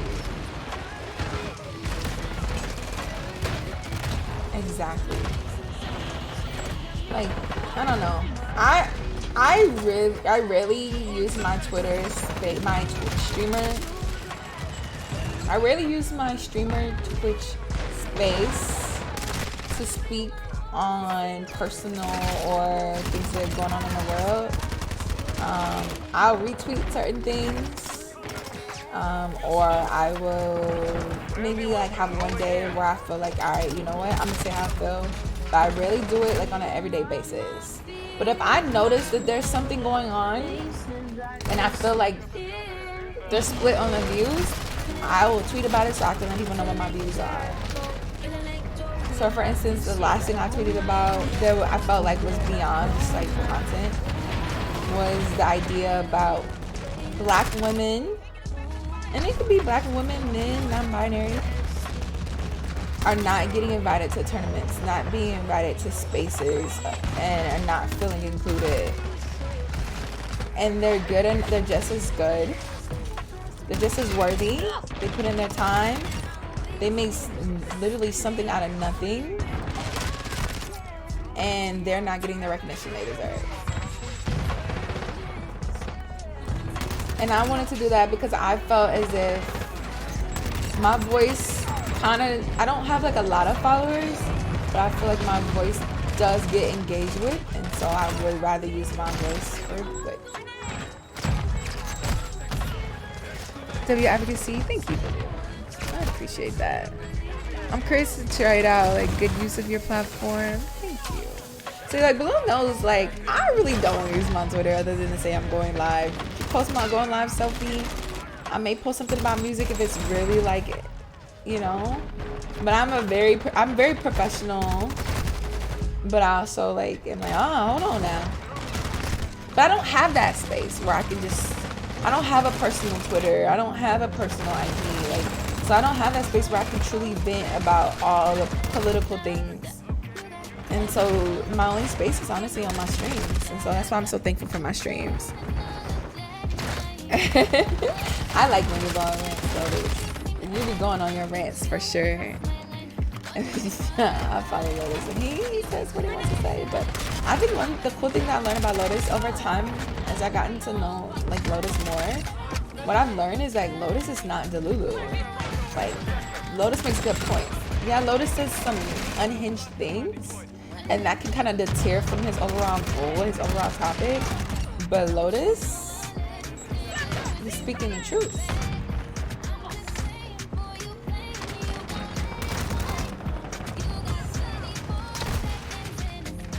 I like having private accounts of it. I think I want to do that, right? Like another like form of like therapy. I like journaling. I like that idea. I think I'm gonna make a private Twitter. He's not. He's just misunderstood, right, boo? Karma knows. I feel like once Karma really got to learn Lotus, I'm like, yo, Lotus is an advocator. I especially like. I love how Lotus made me feel really comfortable in my queerness. Because I felt like when I first started streaming, I felt like I had to tell people, oh, I'm bi, or oh, I primarily date women. But in the past, I was really only in long-term relationships with men, and then my relationships with women, you know. I felt like I had to explain. And like Lotus is just one of those people that didn't make me feel weird or didn't do the whole, oh, you're bi. You know, like didn't try to figure out who I was. Just listen to me and let me say who I am, you know?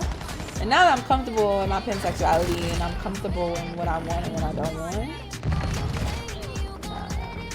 I don't know.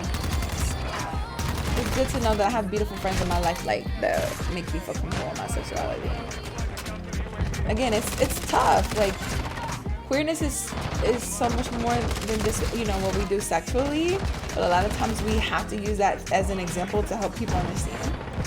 I feel like being in like the youth space, as you know, talking about sex and talking about sexuality is quite uncomfortable, and so another way you can go about that is just simply saying, you know, what you're attracted to and what you're not attracted to. And then if anybody brings in sexuality, you can tell them that it makes you uncomfortable. If anyone brings in, you know, just sexual acts or talks about specific sexual things, don't be afraid to speak up and tell people that they're making you uncomfortable.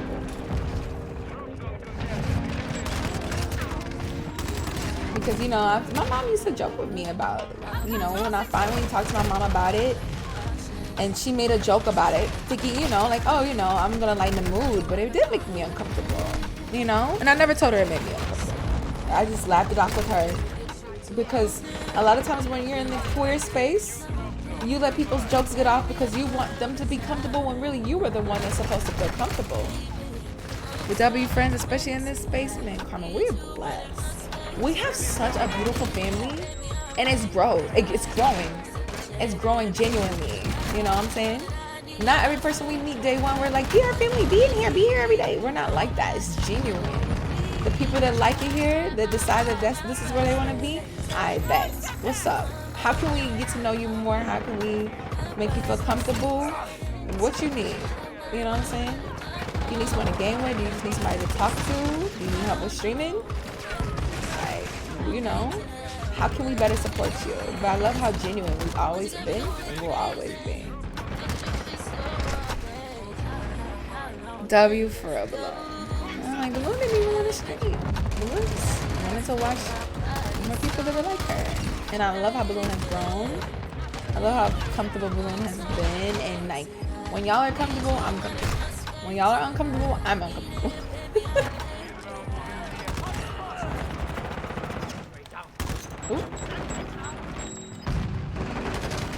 So I love it. I love it.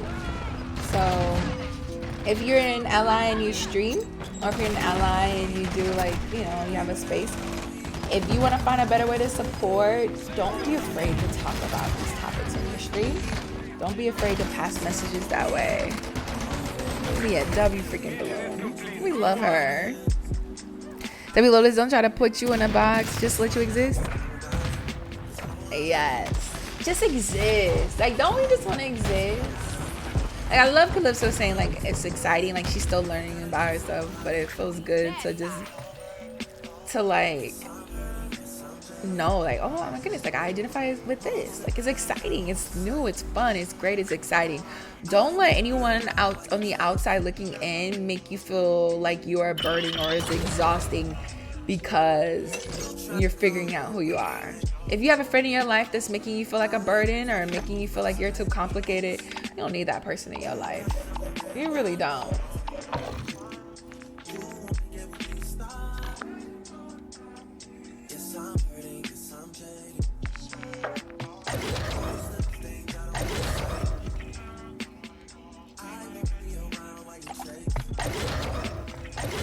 Period. Ronnie, how many times have we had people in our lives that have tricked us into feeling like a burden and we've let them have access to us? The ultimate success, the ultimate W is not letting people have access to you that don't appreciate you and not letting them back in unless they've showed true change.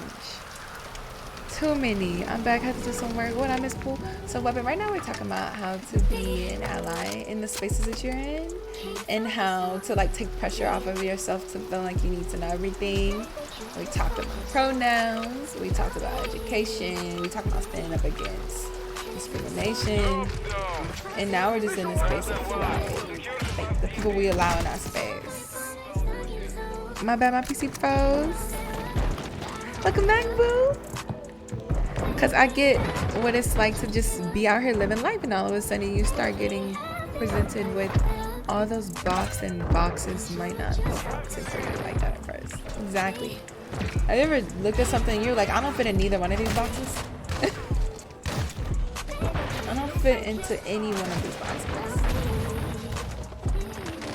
You ever do those like personality, like those assessments and you always find yourself saying neither or. Like you're always just like in the middle and you're just always in this space of like gray area. Not even really gray area, like area that doesn't even fit. Oh, this is a conversation for me. So Weapon, right? You're getting in the space where you're gonna start streaming again. Do you consider yourself an ally? Do you consider yourself an ally of the LGBTQ community? If not, that's okay too. Like, you're free to be as open as you want to be. No one should be afraid. Just because you're not an ally doesn't mean you don't care. It just means you maybe haven't like accepted the challenge.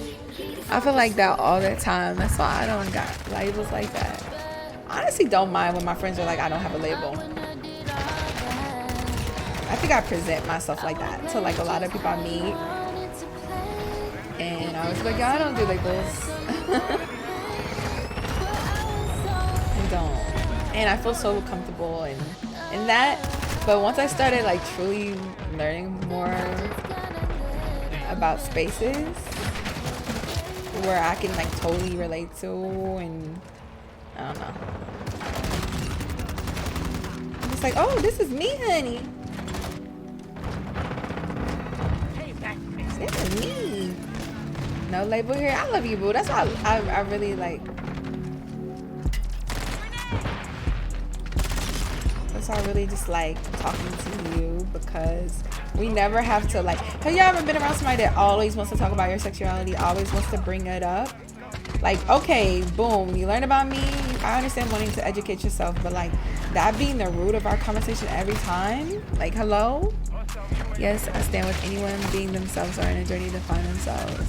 Help provide a safe space for people of every label. Thank you for what you do. I really appreciate you for what you do.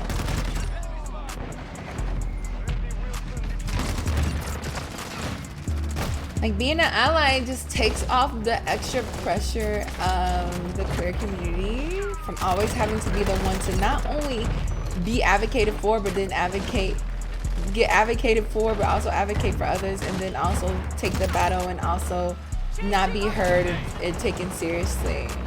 It's like, it's a tiring process. So why not have support?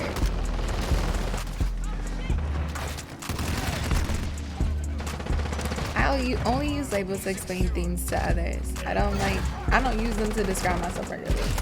I like that. I like that way you explain labels.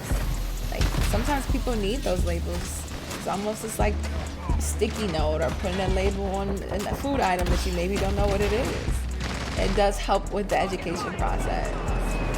Sometimes when you're comfortable in your queerness, sometimes you just rather not say. You know, that option is an option for a reason on a lot of things.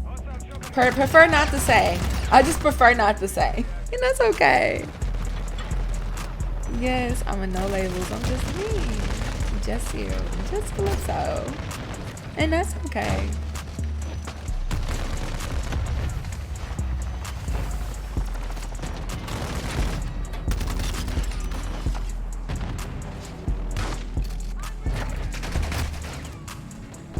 So yeah. I like that. I like what Ronnie said.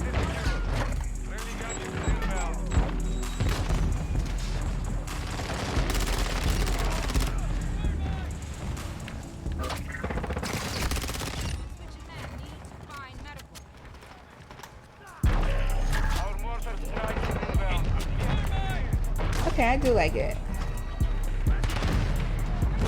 I like it better without the scope on it. But I mean, that's how those builds are, honestly. Like, people miss out on so many amazing people because of close-mindedness. Your community is by far the best and my favorite experience I've had in years. So many amazing people of variety. Thank you for that. Thank you. I appreciate you guys.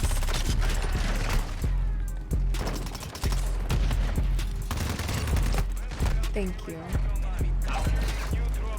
I love it because it's not me. Like, I can only speak for myself.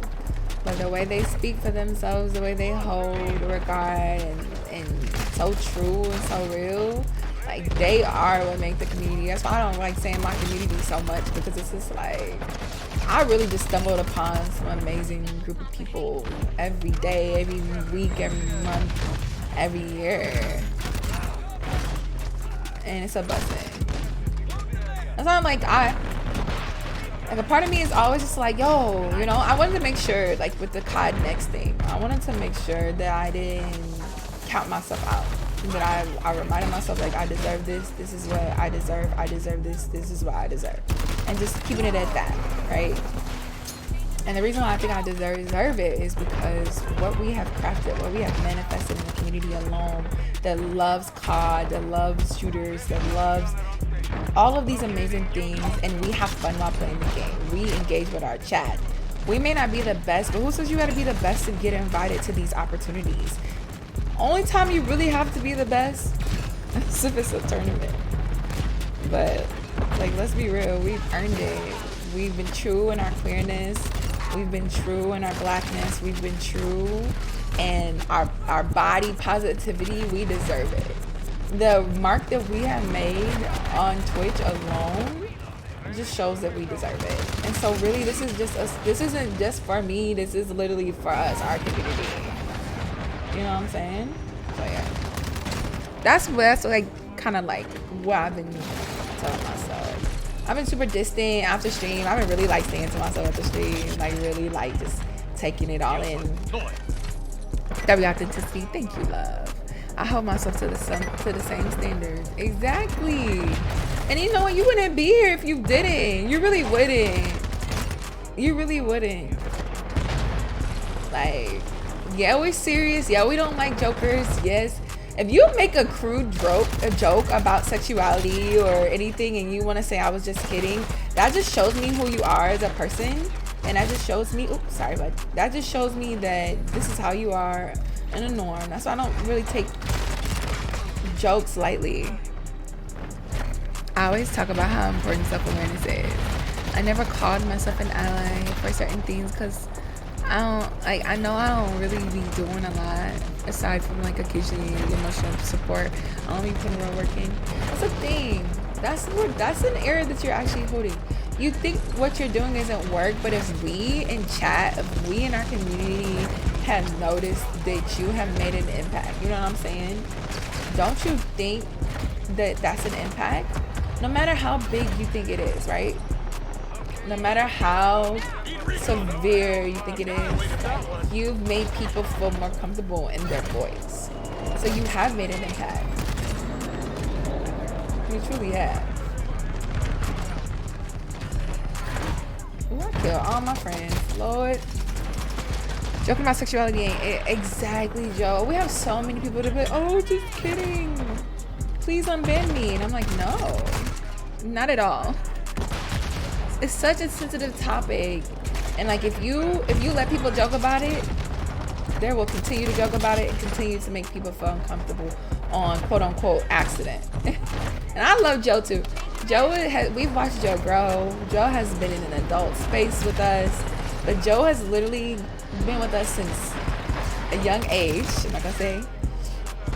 And the way that he has never made anyone feel uncomfortable about their queerness, and he doesn't talk about sex and things like that. Like, he just stays in a youth space, which is, you know, we check on him, making sure he takes school seriously, making sure he's putting good into the world, staying safe, staying away from drugs, all of that stuff. But like, I've loved how we got to watch him blossom and like not be influenced by this dark world that we live in.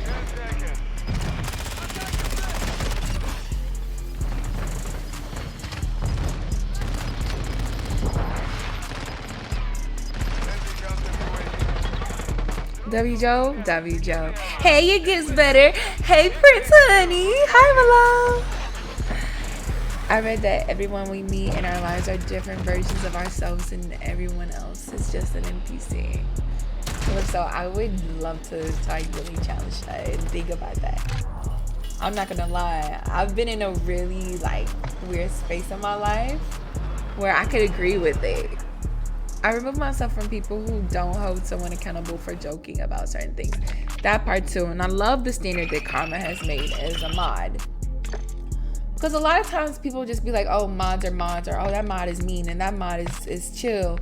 But I love the precedent that Karma has made, because I feel like people have followed suit with the standard that she makes. We're a little bit different in our community in that we don't like cuss people out all the time. I mean, sometimes people are warranted to be called out. But a lot of times she gets them out of there. No question, no chance to really talk about it. It's no mercy. If we have to raise an eyebrow, you got to get out of there. They know exactly what they're doing. You will just go run these facts. You will just have to get out of here. I believe you can make an impact as somebody who isn't an ally. Like, I just really like allyship. Like, requires a lot of different levels of devotion that I ain't got the energy to perform or maintain, if that makes sense. Yes. And that doesn't make you a bad person that you don't want to be an ally. It doesn't make you a bad person at all. You are exhausted by the thought of it, and that's okay. But like, it's really as simple as just showing respect. It's really as simple as common sentence, and you don't realize you are an ally. You are an ally. You are an ally. So yeah. They know exactly what they doing is like the biggest giveaway, the biggest takeaway. I need y'all to understand. So if you have friends that are doing that in your life, correct them.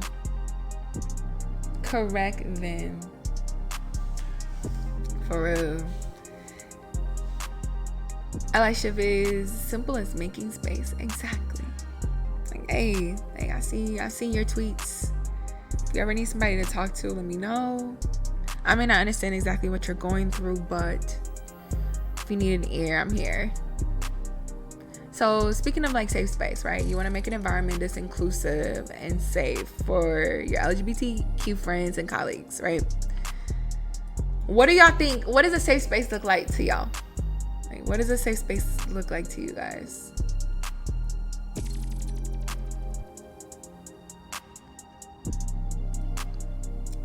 They be knowing what they doing, friends. If people can say certain things around you, I gotta look at you a certain way. Same. My trust as an adult has truly become so slim. And I'll use my personal example. When I was getting to know Slick, she was like super, like, she just didn't really trust anything or anyone. And she didn't trust me in the beginning. And I was just like, girl, why you don't trust me? Like, all of the things that we've shared about each other, we learned about each other, like, why is trust even a question? But she taught me patience and not to trust every single person, because truly you don't really get to see who a person is within the first couple months, even a year. And like that alone, like, I'm not truly trusting of people right away. I like want to see how you move. I want to see how you act when I'm not around. I want to see how you act when we're around different groups of people before I truly let you in. You really don't. Like, you just can't. Oh, it takes me so long to trust someone. For real, I got a 2-year trial period. No, Balloon's being dead ass. Y'all think Balloon trusts us, but she doesn't. He really doesn't. And I like that mentality because it's really helping me not let everyone in and then get my feelings hurt a week later. Because friends can hurt your feelings just as much as relationships. I've trusted people who turn out to be jerks, and that was because I didn't examine who they were. You're just excited by either their characteristics, by their words, by their humor, but you never really got to see how they treat their friends, their families. You never got to see how they treat themselves. I definitely trust people less than I used to. See, Ronnie, you have such a sweet, open heart too, so I can definitely see people taking advantage of your kindness. I feel like the kind people get taken advantage of the most. So we gotta protect ourselves. Safe spaces should have protection and accountability, along with letting people be authentic. Can someone pin that for me? Because I don't even work here. I just stream her. Safe spaces should have protection and accountability, along with letting people be authentic. People definitely take advantage of my kindness. I can see that. I don't want to be weird and be like, I see myself in you, but I experienced a lot of the things you experienced. So I definitely can relate. When I discovered who a person really is, feel like crap because I didn't catch it. Matt, definitely handle that with more grace. Don't feel dumb. Don't feel bad. People make mistakes, and these wolves are doing a really good job getting this sheep clothing that just looks sheepish, honey. So I don't blame you for being tricked. It's okay, Matt. The best is coming. I feel honestly HEG is the example of a safe space. When I first met everyone, I instantly felt comfortable and loved. Everyone's energy is instantly felt protected. Oh, thank you for saying that, Calypso. I loved it. You know what my biggest goal was? No bullshit. Excuse my language. My biggest goal was to make sure that everyone felt seen. I feel like people are on Twitch and they feel like they're not seen if they don't have a check mark, or if they're not a big streamer, or if they're not gifting subs, or if they're not throwing biddies. And I wanted to make sure no one felt that way, because I felt that way in so many spaces on Twitch. I wanted you to feel seen. I wanted you to feel like your comments were not just being read or glanced over, but they were actually being articulated and they were actually being taken in. You know what I'm saying? I didn't want you to feel like, oh, she's not gonna know who I am, because I like literally Calypso, how did you find the community? Calypso, I think you're one of the stories where I'm just like, wait a minute, how did you find the community? How did you stumble upon us? So many boundary work is really important for building that discernment. Facts. So Ronnie speaking facts, Matt. Take that in, Matt, because honey, boundaries. The way I have to stop giving people my personal number, the way I have to just allow people to just stay on that social media and just deal with it, and the way I have to stop letting people put things over my head. So it's a balance in that, because if I close up, I prevent the good and the bad. I understand that. I understand that, Balloon. But you got to think about this, right? You ever have somebody that you put boundaries, right? Or you give them restrictions and then they just disappear? It means you weren't worth it. you weren't worth it to them, and they were never meant to be in your life. And that's what I love the thing about boundaries or discernment, because it goes away. It allows people to disappear that didn't even need to be there in the first place.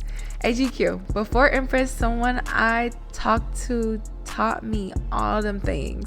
We ain't work out romantically, but we friends to this day. She had a 6-month trial period, and it taught me so much about patience. Yes, Prince. Yes, like the people in our life that are really like, hold on, slow down. I'm not ready to tell you what my last name is. I'm not ready to allow you to have all my time. Like, let's get to know each other. Accountability, mad important. I appreciate somebody letting me know when I mess something up and is willing to work with me on it. There's love in that, and people don't be saying it that way. They don't be seeing it that way. I was just talking to close friends about that the other day. So accountability is mad important. I appreciate somebody letting me know when I mess something up and willing to work with me on it. Exactly. People make mistakes, all right? Especially people we love. And so to me, I feel like that's beautiful when they're willing to teach you, when you're willing to learn, and you're willing to change, and you're willing to grow. If these are forgivable mistakes, if these common mistakes, if these are mistakes that, aren't truly like breaking trust and just common mistakes based off of just emotions or just negligence, surface level things, I think it's definitely worth talking to your friend and teaching them. For real. Most people don't want close, intimate relationships. They want connections, and that's fine, but they not for us. Karma been saying that since day one. It's the people that want to put in the work to be like truly a part of our family, and then there's the people that just want the benefits. Little do they know the benefit is taking the time to be a part of the family. Like that's the aha moment. That's the benefit right there. I was talking about my former friend that my problem was a lack of loyalty, but loyalty is a scary word because I want my individuality first, and there's nothing wrong with that, man. You don't have to be loyal to everybody you encounter. Like, for real. Nah, Ronnie's speaking facts. For real. It has nothing to do with who you are and everything to do with them. Exactly. It just really was what they wanted. I literally found your channel scrolling through the Black Excellence tab.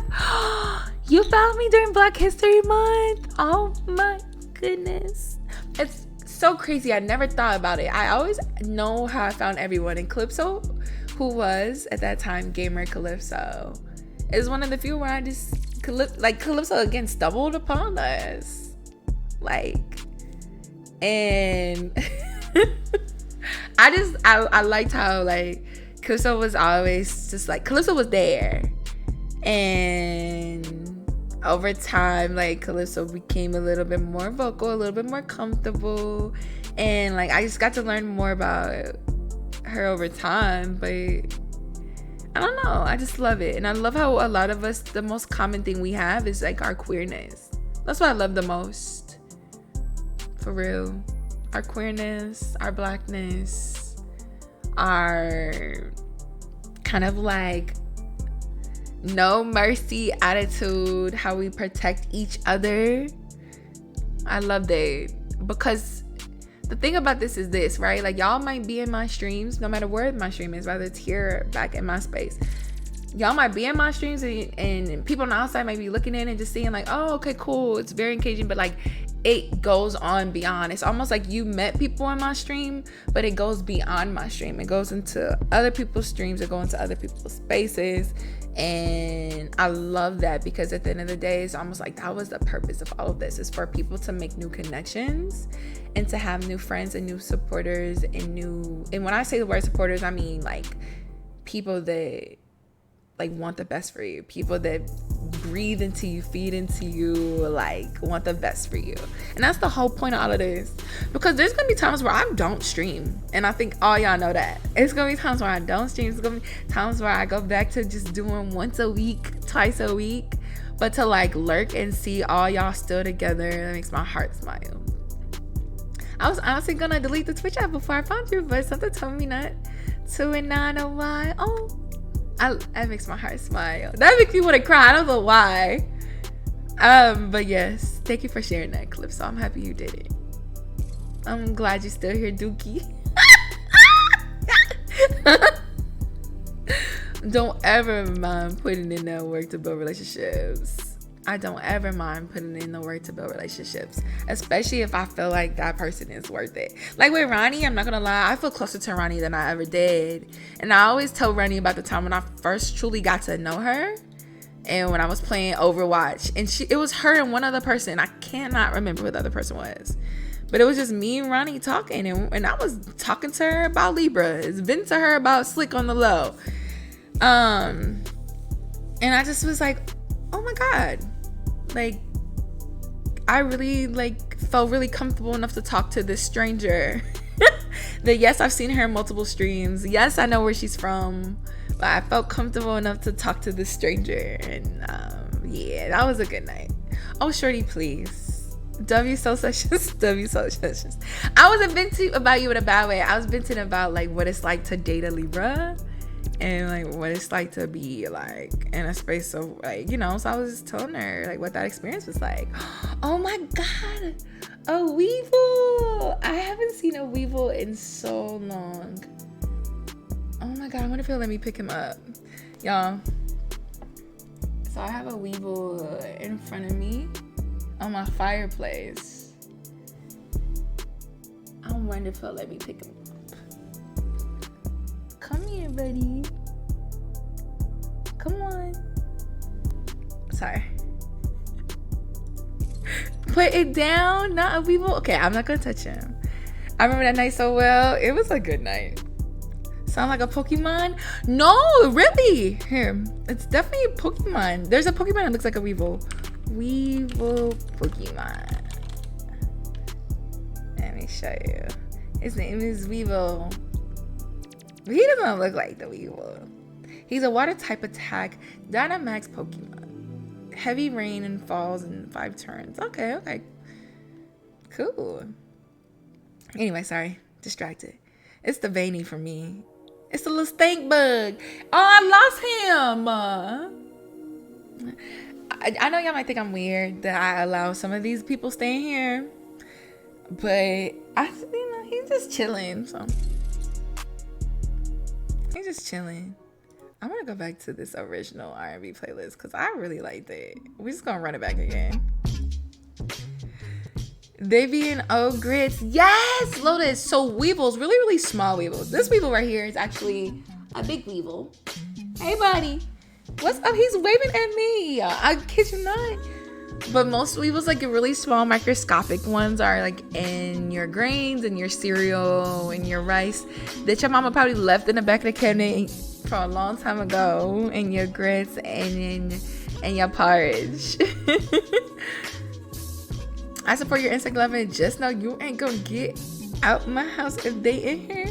If you have bugs in your house, I will come and get them for y'all. Why did I think a weevil was a gerbil? Oh my goodness. I wish I could just turn around and see a gerbil in here. I just wish I could open my door and see like a kitty and be like, okay, now you're mine. Thanks. I'm throwing the grits out. No. You'll see them. You will see them literally moving. I think it's a Diglett. Let me look up a Diglett.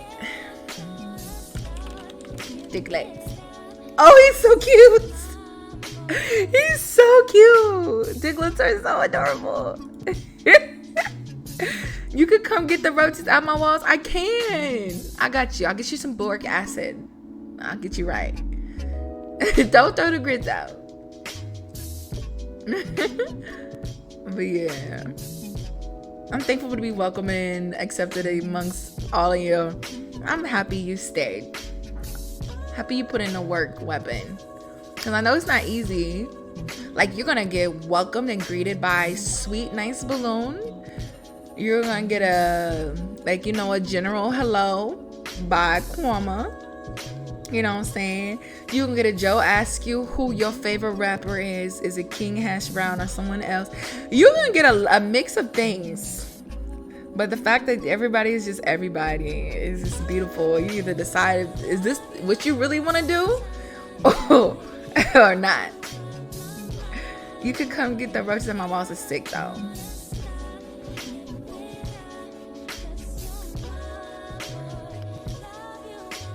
But yeah, when I got in, I know when I'm being side-eyed and I expect it.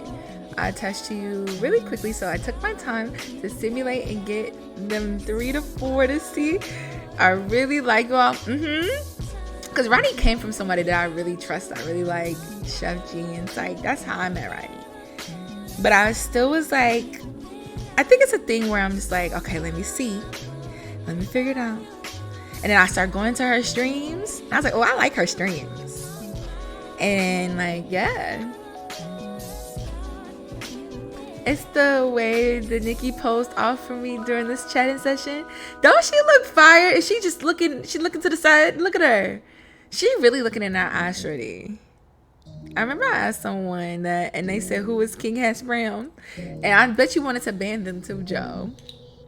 I recognize AGG as a safe place where you can be open about who you are truly. But with that being said, I'm still apprehensive about opening up and not being accepted. I've been looking for my tribe for so long, and I'm afraid I'll mess it up by being myself.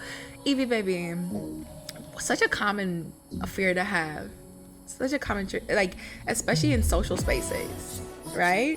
And it's like, we see you, Evie, baby. I see you, I acknowledge you, I know you're there. When you lurk, I still feel your presence. But I think the thing about it is like, no matter like who you are, no matter what you like, no matter what you dislike, whether you agree with us or you don't, like, it's one of those things like, you take your time. Take your time. We're not going to rush you. But no, like, this space is here for you. Evie, my reading buddy. I love me some Evie. I feel like people like Evie and Shakobi, like, they'll come out whenever they feel like it, and then they go back to their hiding. And I've learned to, like, never pull lurkers out of hiding. But like, Evie, baby, and Shakobi are my favorite lurkers. And I don't know much about them other than what they let me know or what I see on social media. But I will always want you to move at your own pace. But no, this space is for you. And Gigi, my family, no changing that. And Gigi really is really like that space that you just wish you had in certain instances where you just felt like you couldn't fit in. Because you can, like, all of our puzzle pieces are so complex. No one is alike. We're all really different from each other. I don't think I'm like anyone. I don't think Ronnie's like anyone. Joe's like not like nobody. Balloon not like anybody. Slick not like anybody. Like, Icy's her own person. We're all our own person, yet we still come together and create magic. Prince is like no one I've ever met. And when I met him in person, it just solidified how I felt about him on the internet. And that's what I love about these in-person meetups, because the social person in me was like, I don't want them to meet me. What if they don't like me? What if, like, what if I clam up and I don't say anything? And the fact that we can still be ourselves in person as we are online is like the most affirming thing in the world. For real. You said who the 3-4? What you talking about? Lotus in the corner saying things that you are very sure are bannable, frowned upon at the very least. I'm telling you, Karma wanted to ban you. I had to give you mod to protect you. I'm pretty sure I almost got banned the third time I seen that name, King Hash Brown, because I definitely ain't say nothing the first time. Lotus is a mess, but I love Lotus so much. A lot of y'all, the older sisters, I always wanted. Listen, we love it. We love it. I love you, and I'm happy I get closer to you every day. Everything you see is as advertised, so yes, I am chaotic. He really is chaotic in IRL. For real. I had another dream the other day where Slick was acting like my big sister. That's Slick. That is definitely Slick. Slick is definitely big sister. She just has that mentality. I love it. Libra time, honey. Karma wanna ban many folks. I'm not gonna lie. Karma never wrong though. That's one thing I learned about Karma. She's never been wrong. She's never been wrong. Every single thing that she's called out has been spot on. It rains, it pours. Come on, Caesar salad. I love all of us as friends. Like we are all really good friends. Like, and I don't know. Like, I don't have any favorites. Like, I know people think they know who my favorites are, but I don't have any favorites. Like, I love all y'all equally. Like, y'all are amazing friends. Y'all are amazing colleagues. Y'all are amazing creators. Y'all are amazing family. Y'all, like, I don't know. I love it. And I love the fact that, like, when we accept it, like, it gets better. Like, all my friends were like, yeah, I'll be in mine. Like, no questions asked. No, like, girl, what are you doing? I was like, hey, we gotta be PG-13. The only person that ever said something was Lotus, but that's Lotus. But the fact that, like, everybody was just like, all right, let's do it. Let's be ready for this mission. Like, I thank y'all for believing in my goals. I thank y'all for showing up and showing out for Prince and Karma for their community nights. Showing out for Ronnie and her shooty shoes. Showing out for Slick when she always decided to stream once every 4-5 months. Like, I see what y'all do. I appreciate what y'all do. And it's just beautiful. And, like, I love it. I love it. I love it. Even when it has nothing to do with me, I love it because I feel so immersed in it. Even from afar when I'm lurking. Like, once a season. She streams once a season. And we be looking forward to it. That's why I don't pressure her. It's coming. The D Willie stream coming. I already got 2 older sisters, but y'all the older sisters that don't get on my nerves. Cause so we definitely get on your nerves, but go off. We be getting on your nerves all the time. I didn't know whether to call Joe like my little brother or like my nephew or what, but Joe is definitely like the younger sibling I've always wanted. D stream definitely coming. Listen, D getting his computer right now, honey. Y'all the family that I didn't fight. Thank you for not fighting us, Joe. Even though I've seen you fight people in chat, but that's okay. That's what a healthy family does. Pull up and show out. Exactly. That's all I've ever wanted. I want everybody to feel loved and welcomed and seen. That's what I always wanted because I was blessed enough to feel that since day one. Because the way I see Ace, Juice, and other people pulled up on day one. That's a little big bro. That's definitely a little big bro. That little grown young man. I'm like my pops for real. I'm gonna probably be with the shenanigans, but I'm gonna ask mad questions first. Lotus do be asking questions. But my one thing is I never wanted to make you feel uncomfortable when you ask questions. And I love how everybody in chat answers your questions too. Because sometimes you just don't know. And that's okay. And you set the precedent to ask questions and not be uncomfortable with it. Nah, Balloon get on my nerves with them nicknames. But Dookie definitely fits. Okay? Dookie was a one. I forgot about those fights. I be feeling like that Lisa meme where she got tears in her eyes when we talk about the last season of Love is Blind. So you see I rescheduled Love is Blind for tomorrow, right, Ronnie?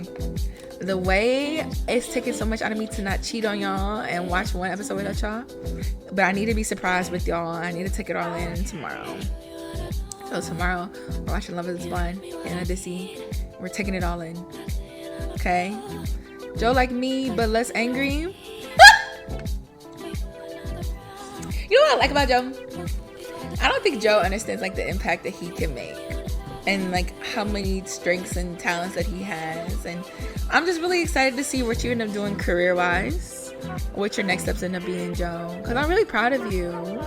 And you have such a good personality, good energy. So if you ever need like career counseling, you know what I'm saying, let me know, hit me up. You and Queen twins. Nah. Ronnie and I definitely have a lot in common. That's that air sign thing. Air signs have so much in common. That's the Geminis, the Aquarius, and the Libras. That's why I'm so attached to my Geminis, even though a lot of people don't like them, and my Libras. Even though people are frustrated with them, and I too understand that because Ronnie and Slick can be frustrating.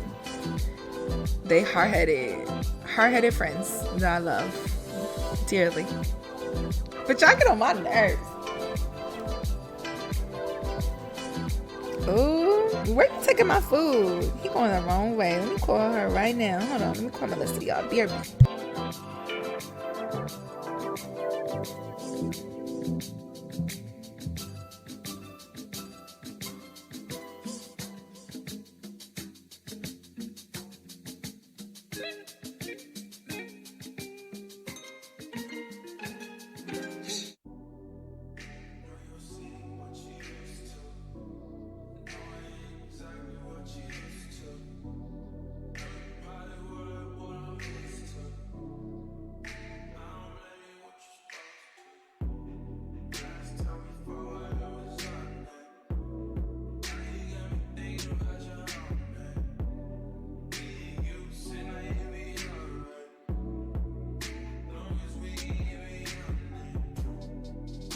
My brother and his wives are Geminis, and I be ready to throw them in the trash sometimes.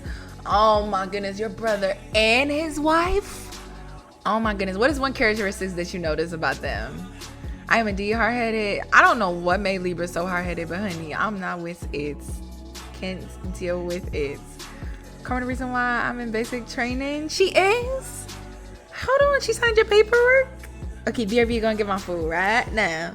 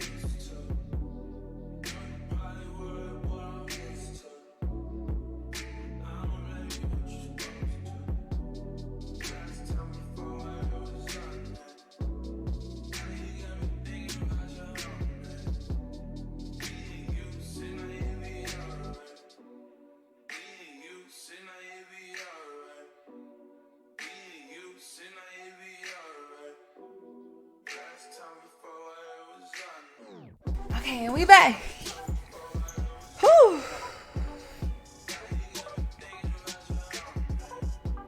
Let's see, where was we at? Chatting? No, I was in game. Okay. It's cold in my house. I think I was into 50% better at being less stubborn than when I met y'all. I've seen you change so much. Not saying you needed to change. Y'all, he's on my... He came and found me. He knew I wanted to see him. Do I have a big screen queen? Oh my God. He came to me. Oh my God. Oh my God. He said, listen, I know you wanted to see me, so I'm gonna come see you. What? Alright, bro. I'm gonna let you go outside though. Come on. What? Where'd he go? Oh, he right here. Oh, glass alley. Did you do it?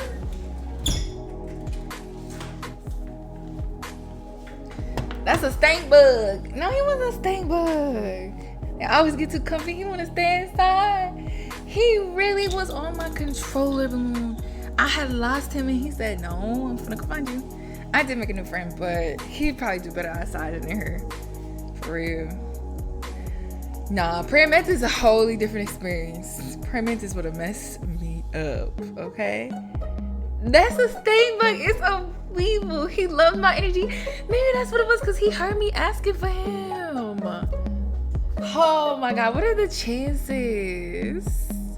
Oh my goodness. Check out our schedule on Twitch here. Oh my goodness, I didn't even know my stream was in the schedule. Y'all, make sure if you haven't done so already, make sure you hit that follow button. Stink bugs look different, y'all. Stink bugs. Don't make me pull up the bugs. Please don't make me pull up the bugs because we will be looking at bugs. We was just talking about plants on my channel. Don't make me bring the bugs. He like that new Victrix. Listen, we are giving away Victrix today too, by the way. Food before we finish up our Alright, ally conversation. So let me show y'all my salad. This is a spinach strawberry filled salad with feta cheese, pecans, not pecans, and a sweet vinaigrette and red onions. Okay, honey. Get into it. So we got that. And then the main event, and this is my first time eating today, so we'll definitely have leftover food for later. Probably just eat the salad and eat the chicken later. And then this is the fire kissed wings that HB got. I love your homeboy. Fire kissed wings. These are smoked wings. My Atlanta. Good googly moogly. Where is my ranch? Hold on. Oh my god. Where's my ranch? That's okay. I don't need it. I do, but that's okay.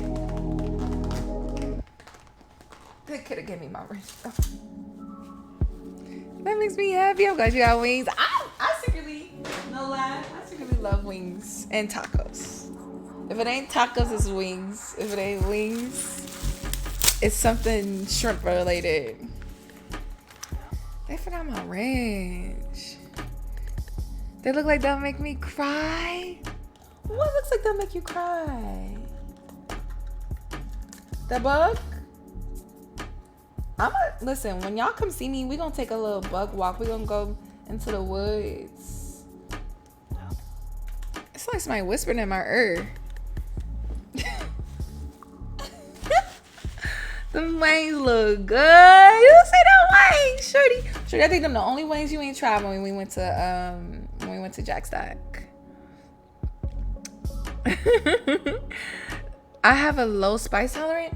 Oh, so they're not necessarily spicy. I think that's more of like the smoke look. But when you put the jalapeno juice on there, yeah.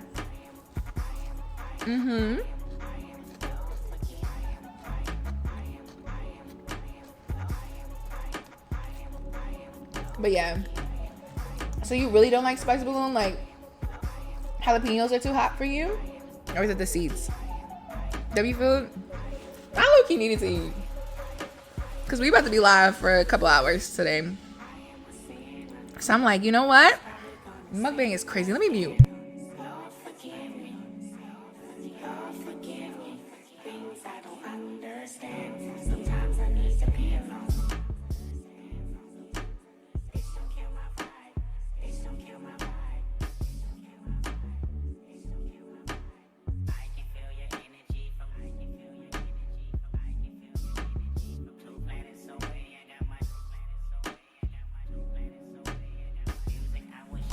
Jalapenos are hotter than hot Cheetos. Says who? Says who? I need to know, love. Who told you that? Who said that? Not gonna lie, one of my favorite salad dressings for salads is sweet onion or like a sweet vinaigrette. Oh, honey.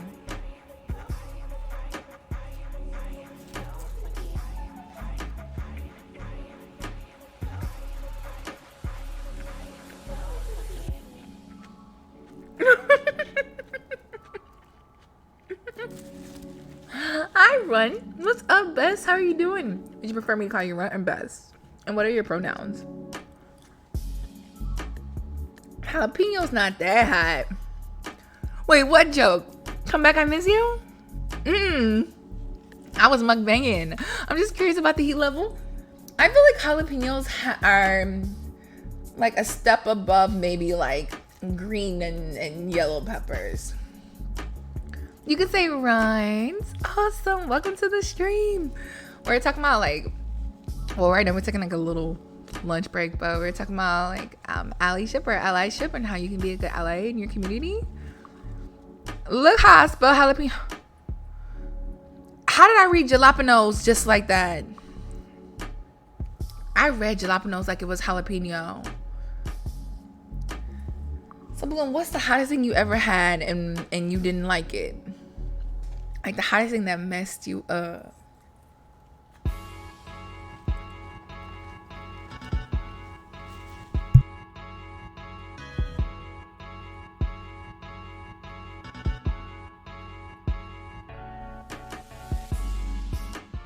You scared to say? No one is allowed to make fun of Balloon. And when she says what the hottest thing was that she ate. Whenever you're comfortable, Balloon, you can let us know. The hottest thing I ever ate was probably the hot chip. The hot chip was the hottest thing I ever had. One time I ordered the wrong spice level at a restaurant. Was it a Thai restaurant? Was it like curry?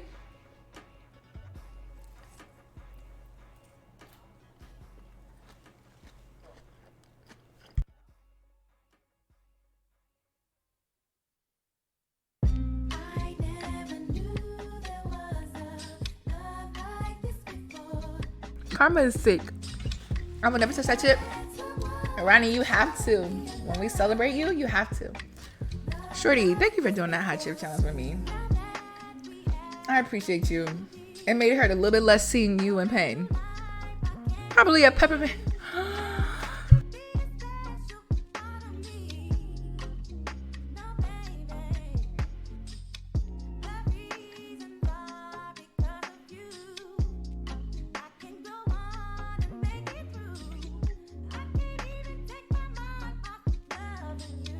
I appreciate you, Riz. Riz, is so nice to meet you today. You were so awesome. I would never get the pic of Karma throwing the ice cream out of my head. Okay, I posted the pictures all over my social media of Karma like licking the ice cream, and I felt really bad, and so I deleted it off my social media. And she was like, "Boo, why'd you delete it?" I was like, "I just felt bad. Like I felt like I wasn't a good friend by posting it." And she's like, "I wouldn't have cared." But like the way that like my replies was all about Karma and that ice cream. Come back, Karma. Come back, Balloon. Weapon, Karma, can you please tell Karma, can you please tell Balloon you're sorry? I wanted to try that chip, but after the recall, they got a recall on the chip? What's happened?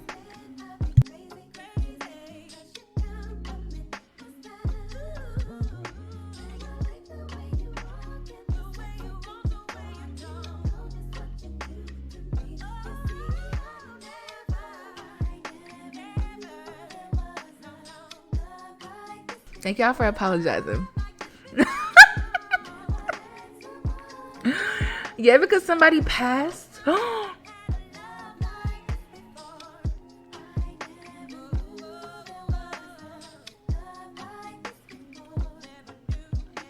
D, Evie, Ronnie, I had no idea. Joe, why didn't y'all tell me?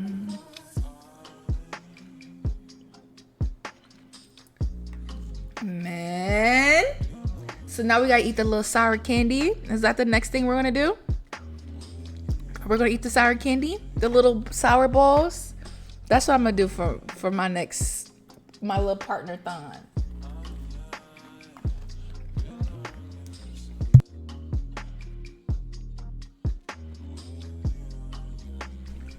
Yeah, that's so sad. I'm sending love to his family. That's scary. Never mind. No, Ronnie can't do the chip. I practiced all my life for that chip too. Joe just wasn't meant to be. Just go get you a habanero pepper. Wait, Karma did the chip? Lotus, Karma did the chip with Icebone and Neezy. I had no idea. You can do that spicy gummy bear? I love gummy bears. I won't ruin it. That sour candy looks crazy. I'm gonna definitely tune in. Evie! Yeah, we're not doing no spicy gummy bear. Okay, we're gonna do the sour. We're gonna do the sour. Okay, bet. We'll do the sour. Dang. Hot chip challenge was awful. Awful, honey. I don't need to ever go back there again.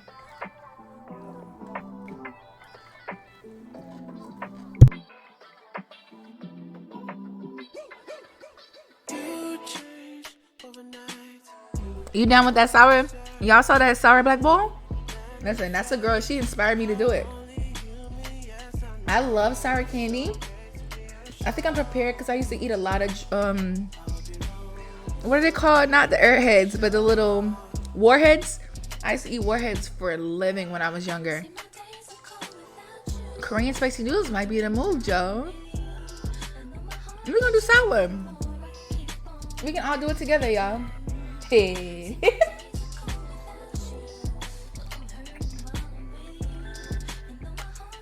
Thank you, Adam. Thank you for the alert. Coach, what was your favorite flavor?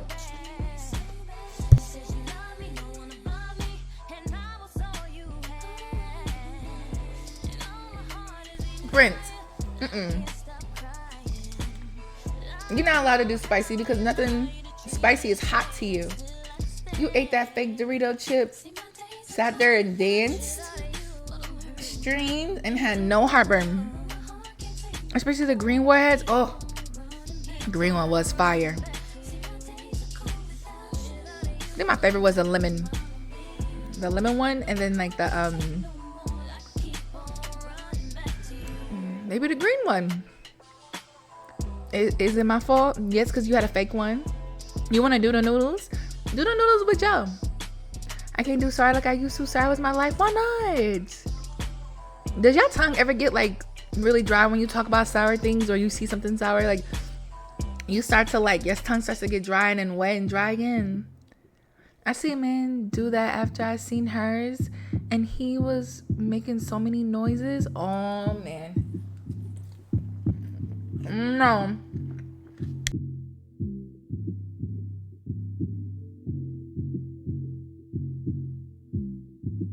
Have I been to the sugar store? Is that like a candy store? I feel like I have. Cooch, what is your favorite flavor? Warhead. I did the noodles and they were gross and not worth the amount of sodium they had. Oh no, Evie baby. That's all I need to hear, honey. We as black people cannot overdo the sodium. We cannot, honey. Nope. If anything is getting anywhere close to 800, I'm not messing with it. Especially in one serving. No. Candy store with the giant candy. Oh, see, never been there. I'm gonna send you a video. I don't candy often anymore, so my tolerance went down. I don't candy often. It's crazy, but I felt that. Okay, yes, please send it to me. Now my tongue stay wet.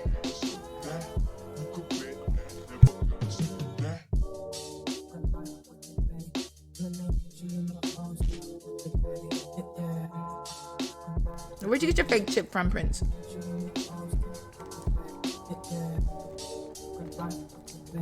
Where'd you get your fake chip from? But yeah, I don't eat sweets often. I forgot to eat. D. Karma's sick. He got that chip from...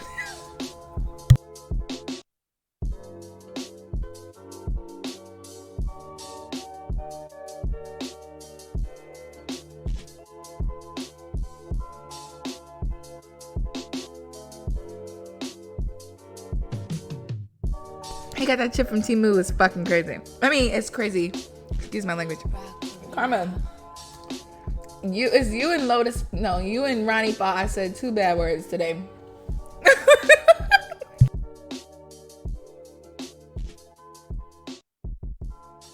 Excuse my language.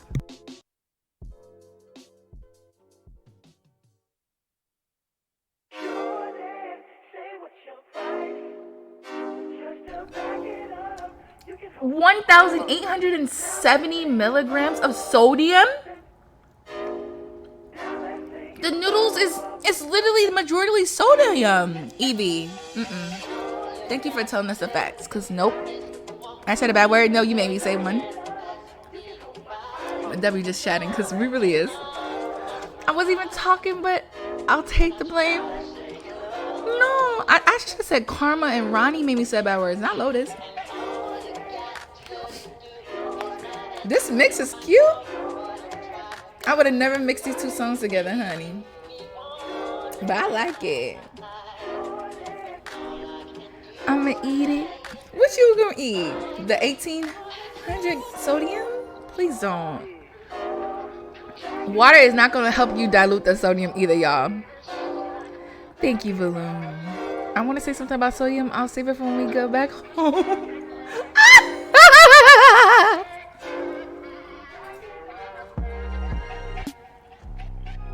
Don't forget weapon.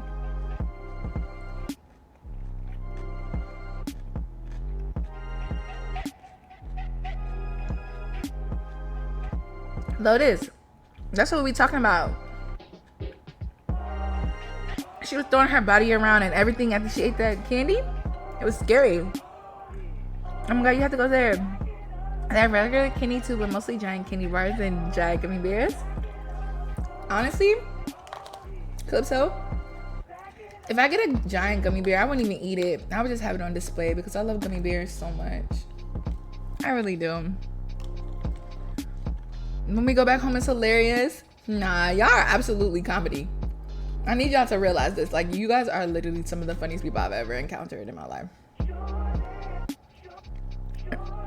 Ate that joint and got possessed. She was percolating. I even like something that's salty. Wrap it in plastic. What you wrapping in? Oh, you talking about my gummy bear? I almost got gout in my fingers just typing the sodium level. Not the gout.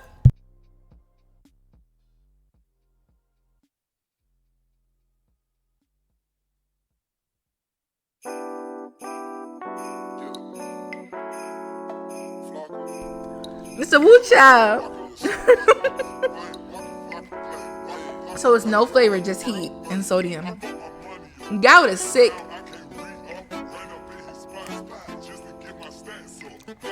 Have y'all ever imagined this song being mixed with something like this?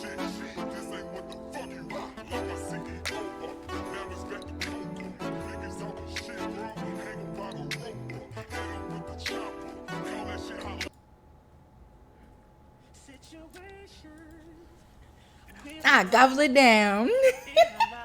So we can't do hot chip, y'all. We not doing hot noodles, okay? I want to do the crickets though. Maybe the sweet and sour crickets.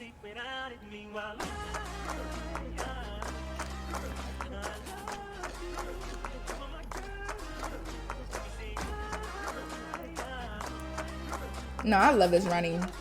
We literally found this 2 minutes before we rated this channel. No lie.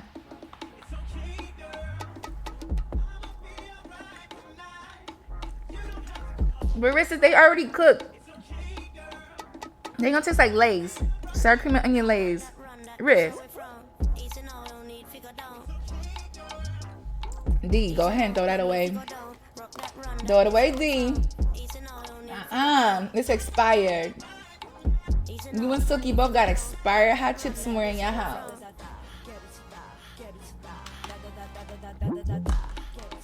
That salad was phenomenal.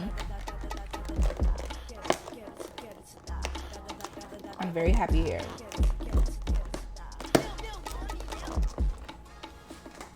I believe I went out there without eating. Actually, yes, I can. Not eat a scorpion? Oh no.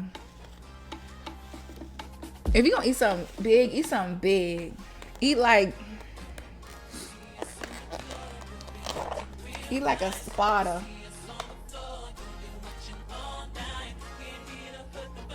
Who's munching Jimmy and them? You? They really give me barbecue sauce. I'm kind of sad. Not gonna lie. I'm gonna say it. I seen the man eating the sour thing. What sour thing? Bloom, would you eat a spider with me? I'm not gonna let y'all see me eat this chicken wing. I'm gonna just eat one wing. That's it. That's it. I'm gonna let y'all still hear my voice, but y'all not gonna see me eat this chicken wing. But I'm gonna practice like I'm eating a scorpion.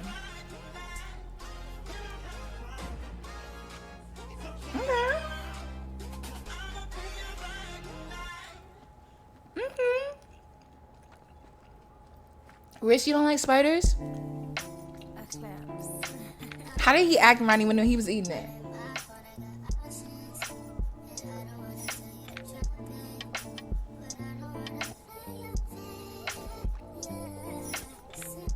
Did you ever hear that rumor that we eat 6 spiders in our sleep?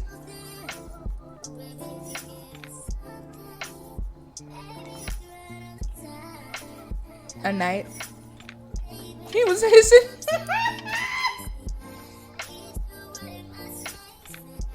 Hissing got me crying. Hissing is crazy. Evie, she was really shaking. None I thought it was a Lifetime. Oh, that makes me feel better. Nickelodeon told me at night. You like spiders? What's your favorite kind of spider, Prince?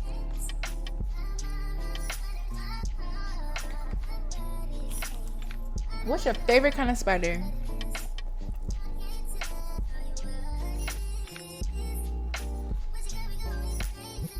She was finna jump out that car.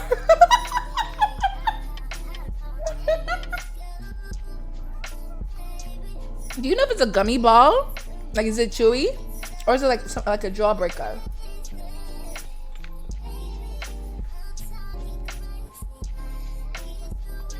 Calypso.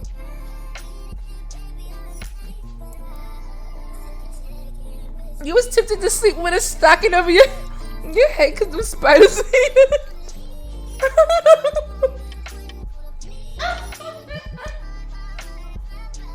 Looking like a robber every night is crazy, Evie, baby. Camel spiders and then a black spider. So you like one venomous and you just like one that's really big and scary. Prince, hello. I know you. I know you. Trigger warning to all my arachnophobias in the chat. Is Fruity wants the sour gone? Oh, that's something to look forward to. I don't like jawbreakers. I feel like that's the shit that's gonna give me a chip too. Oh, excuse my language.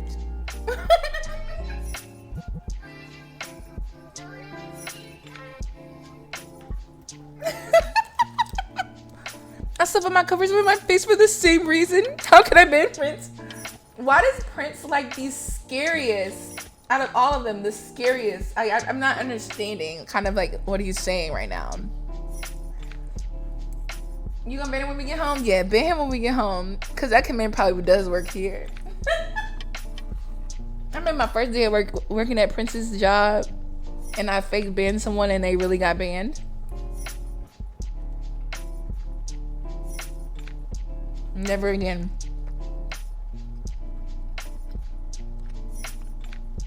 Eat that wing like you ate that sticky wing? I don't think I'm gonna go to Dallas BBQs no more because I have never been so full from eating food like that. Like, I honestly felt sick.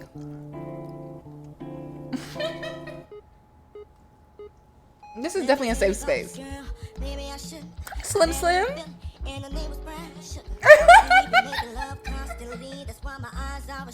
Someone got accidentally banned in Randy's stream too.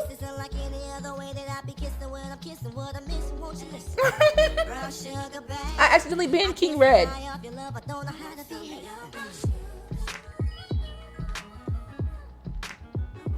Oh my gosh. Oh. I'm practicing eating crickets right now, y'all.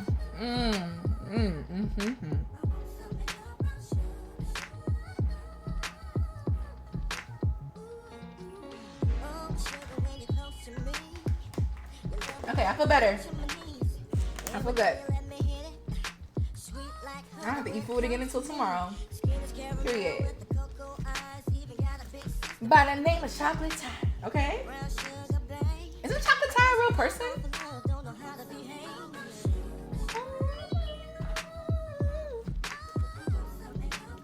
Man, they got jalapenos in here like Church's chicken do.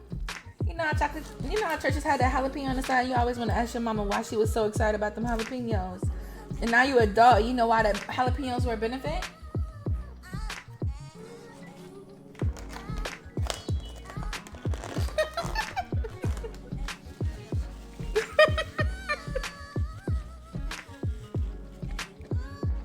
I think that was in my stream. I did it in Prince's stream. Oh my gosh, I'm back. I'm out of town, but I wanted to show you my support. Me in the hotel chilling, waiting for food to get here. What y'all finna eat? Girl, I just ate 3 wings and a salad. I feel so good. I feel like a new person. I feel like I shed a new fucking. Oh! Today is just not my day for not saying bad words. Excuse my language. I feel like I shed it. Turned over a new leaf. Excuse my language. Today's my hardest day not cursing. And it just means I'm too comfortable. They said it's okay for us to curse, but not to cuss regularly. So I'm try my best not to curse no more.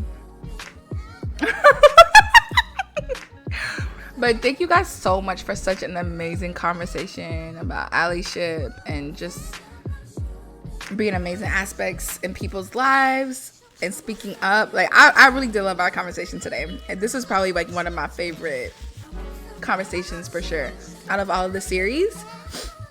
Again, to give you a little background, what happens is we sit down with the director and we decide, like, this director with Twitch and just like the digital storytelling, and I came up with all the concepts myself, so they let you kind of have free reign on what you want to talk about and what you want to discuss. And my topic for next month is about Apex Legends and how Apex Legends is inclusive to queerness. And so I can't wait to have that conversation with you. That is going to be my last stream with It Gets Better. And when I tell you, this ambassadorship was truly fun, amazing, and I learned so much about you guys. I learned so much about myself. She say, ooh. I'm about to eat a spinach salad, but I ain't got no cucumber. You gotta go get one. There's a pizza spot out here that's so clutch. We needed it for real. We in North Carolina. Are y'all enjoying North Carolina? Are y'all enjoying it? I'm so happy you guys get to travel together. Such an amazing couple. Cucumber? What that cucumber? The song's about that? I didn't know that, Lotus. I think that was Ronnie's stream. But yeah, so if you didn't know, today we talked about just being an ally. So even if you're not a part of the LGBT community and you want to find a better way to like support, we talked about being able to like remembering to ask people what their pronouns are, making that a regular thing, and so people you know, even if you feel like it is uncomfortable for you to ask, normalizing that and being, you know, okay with it, even if you feel awkward for a couple of seconds, is better than calling someone by the wrong pronouns, you know. Educating yourself and being okay with not being the best professional in all LGBTQ histories and terminologies. Like, it's okay. We're learning this together, and it's forever changing. Other thing was, we want to make sure you speak up against discrimination, how that looks. And also, we talked a little bit about the risk of like speaking up and standing up against discrimination. Another thing I wanted to talk about that we didn't get to talk about is like some other things you could do just to jot down or just to have a mental note. Attending LGBTQ events, even if it's just Pride, attending events, being present, showing your support, showing your love. I feel like that is an amazing way to be an ally or to be an ally. So showing up to events, posting about the events, or going to other gatherings. And then another thing is supporting organizations, right? So you guys are supporting organizations right now by being here with It Gets Better. So thank you for your support. Thank you for your allyship. I appreciate you. Thank you. We talked about having a safe space, whether it be our streams, whether it just having that open door policy, advocating for LGBTQ rights. That's if you're more comfortable with like the legislative like policy side of things. Being inclusive in all languages, right? We talked about kind of like being in that space where we don't just think in a binary lens. Like, be more open to a non-binary lens. And last but not least, just keep learning. Like we said together, like we learned together. This is forever learning. This is forever going. It don't just stop. You don't just read one book. You don't learn just one term and think, okay, I'm a professional. Be open to this being a thing of educating yourself forever in a space. And thank you guys for protecting us. Thank you guys for standing up for us. We appreciate you. We love you. And TGV got some W ambassadors who been doing good work on this channel, so thank you for connecting us. I appreciate y'all for being here. If y'all appreciate IGB, y'all make sure y'all give us a follow. If you are new here and you are not with the All Gold community, welcome in. Thank you for being here. If you are part of the youth, we want to thank you for being here, for observing. Please understand that you are not alone. Please understand that this is a space where you are allowed to be yourself, you are allowed to speak up, speak out, and vent, and we want to thank you for that. And shout out to everybody in the chat that's so open. Like, I love y'all. Y'all just make this such a beautiful experience. For real. If you are interested in our channel, feel free to follow us. We are going to literally raid back into my channel. We're going to go back over to my channel and continue on. I actually need to prepare for that too. So what we're going to do is we're going to raid into my channel. And then we're going to do a giveaway for the Victrix controller, which I'm so excited about. Yeah, you feel me, Jordy? Shout out to all the beautiful souls here. What? So many beautiful souls here. And a lot of them are also content creators. So if you ever have time, just click on their names and check them out too, because they're all amazing and I wouldn't be here if it wasn't for them. Shout out to the salad and this chicken that I just ate because it nourished me and to continue. And hood rash-ish. Yes. No, for real, for real. We really have so many beautiful people here. And I love that, like, we can show you can still be your genuine self without having to truly, like, code switch. You know, it's just like, is it really code switching if you're just not going to talk how you would normally talk to your, like, you wouldn't talk to your boss the way we talk, you know what I'm saying? Unless your boss is like a relative or someone you're really comfortable with. But it's like, it's beyond code switching. It's just, you know, being mindful of your audience. How would you talk to your niece and nephew? That salad was amazing. I wish the Weevil was still around. I would have gave him some feta cheese.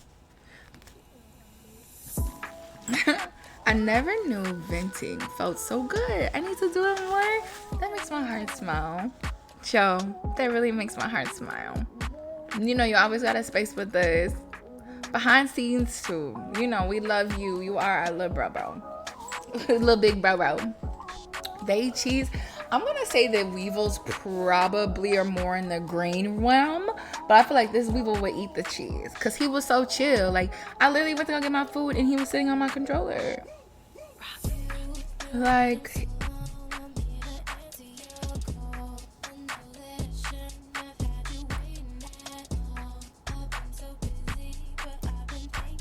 what I wanna do with you.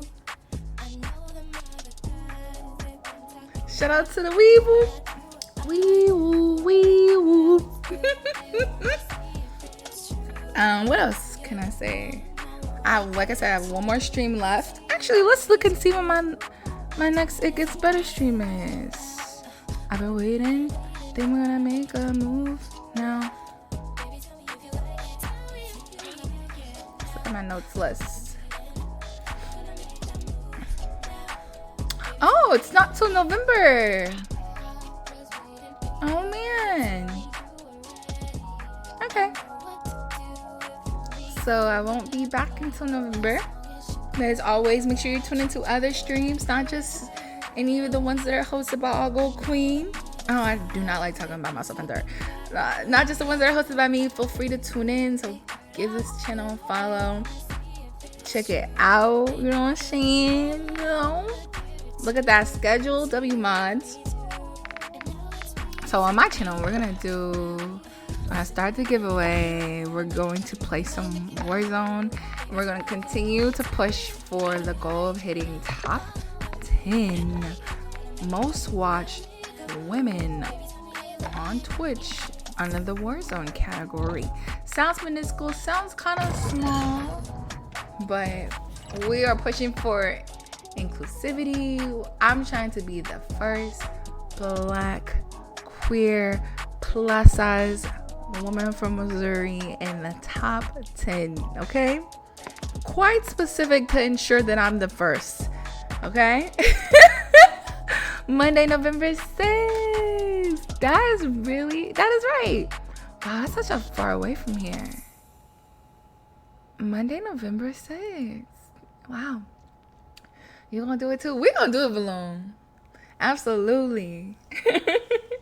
I had a ball with you guys. Thank you so much for open conversations Thank you for being so honest and comfortable and for admitting when you made mistakes. To me, that means the most to me, because I feel like that just having that like transparency of like mistakes are made and you learn from them and look at the person you are today just makes more people like willing to grow and learn from mistakes.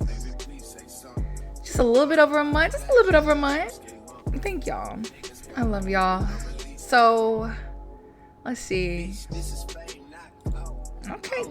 Hold on, Drake. Jeez. Drake was a little too. No, this Diglett still being on my screen. He is so freaking cute. Oh my god. Diglett is a ground type Pokemon introduced in Generation 1 and ground steel type introduced in Generation. Hold on. That's 5, 6, 7. Generation 7. But he's not the Weevil. He's so cute. Oh my goodness, I am in love. Oh my goodness. Also, if you need any resources, if you feel as if you are all alone and you just need more support, you need to know what's out there, please check out our resources that we have available on It Gets Better. Gang gang! Please check out the link for more resources. As always, you are not alone. It does get better. Don't be afraid to ask us for anything at all. And please know, like, my space, when we transition over to my space, it's also a safe space, and we just want people to feel like they're not alone. And so thank you guys for also keeping me company. Tiffany! Hey, Tiffany, honey. Click the link right there. Get help. We've identified over 1,100 organizations in 40 plus countries around the world offering support to LGBTQ plus youth like you. If you are in a crisis or you need immediate help, please text or call one of the numbers provided right there below. Okay? Also, if you need more information about It Gets Better, please know that this is a really cool digital space. Okay? And I didn't know this until recently when I first started learning about it. It's all started in 2010. So established, rooted in the work, and continuing to grow in this space. And it's such an honor to be included in this work. All right. So thank you guys for supporting. Thank you guys for being here. I love you. You literally just got home. I missed everything. No, Saucy. We just getting started, kinda. I love you, gang gang. Thank you for pulling up on me. Also, lurkers, thank you. My friends pulling up on me, thank you. Y'all are so beautiful. Y'all are so special. Your love is not going noticed. So thank you. We're gonna go over to my stream, so we're really gonna raid back into my channel. So feel free to throw a raid command, you know what I'm saying? Go look crazy. And I'm gonna act as if I didn't know that we were going to, like,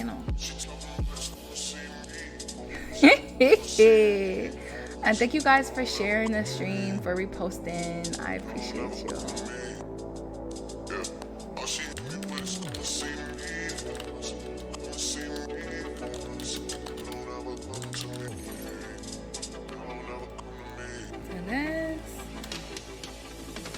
I love you guys. W 3 hours. Why does the 3 hours go by so fast here?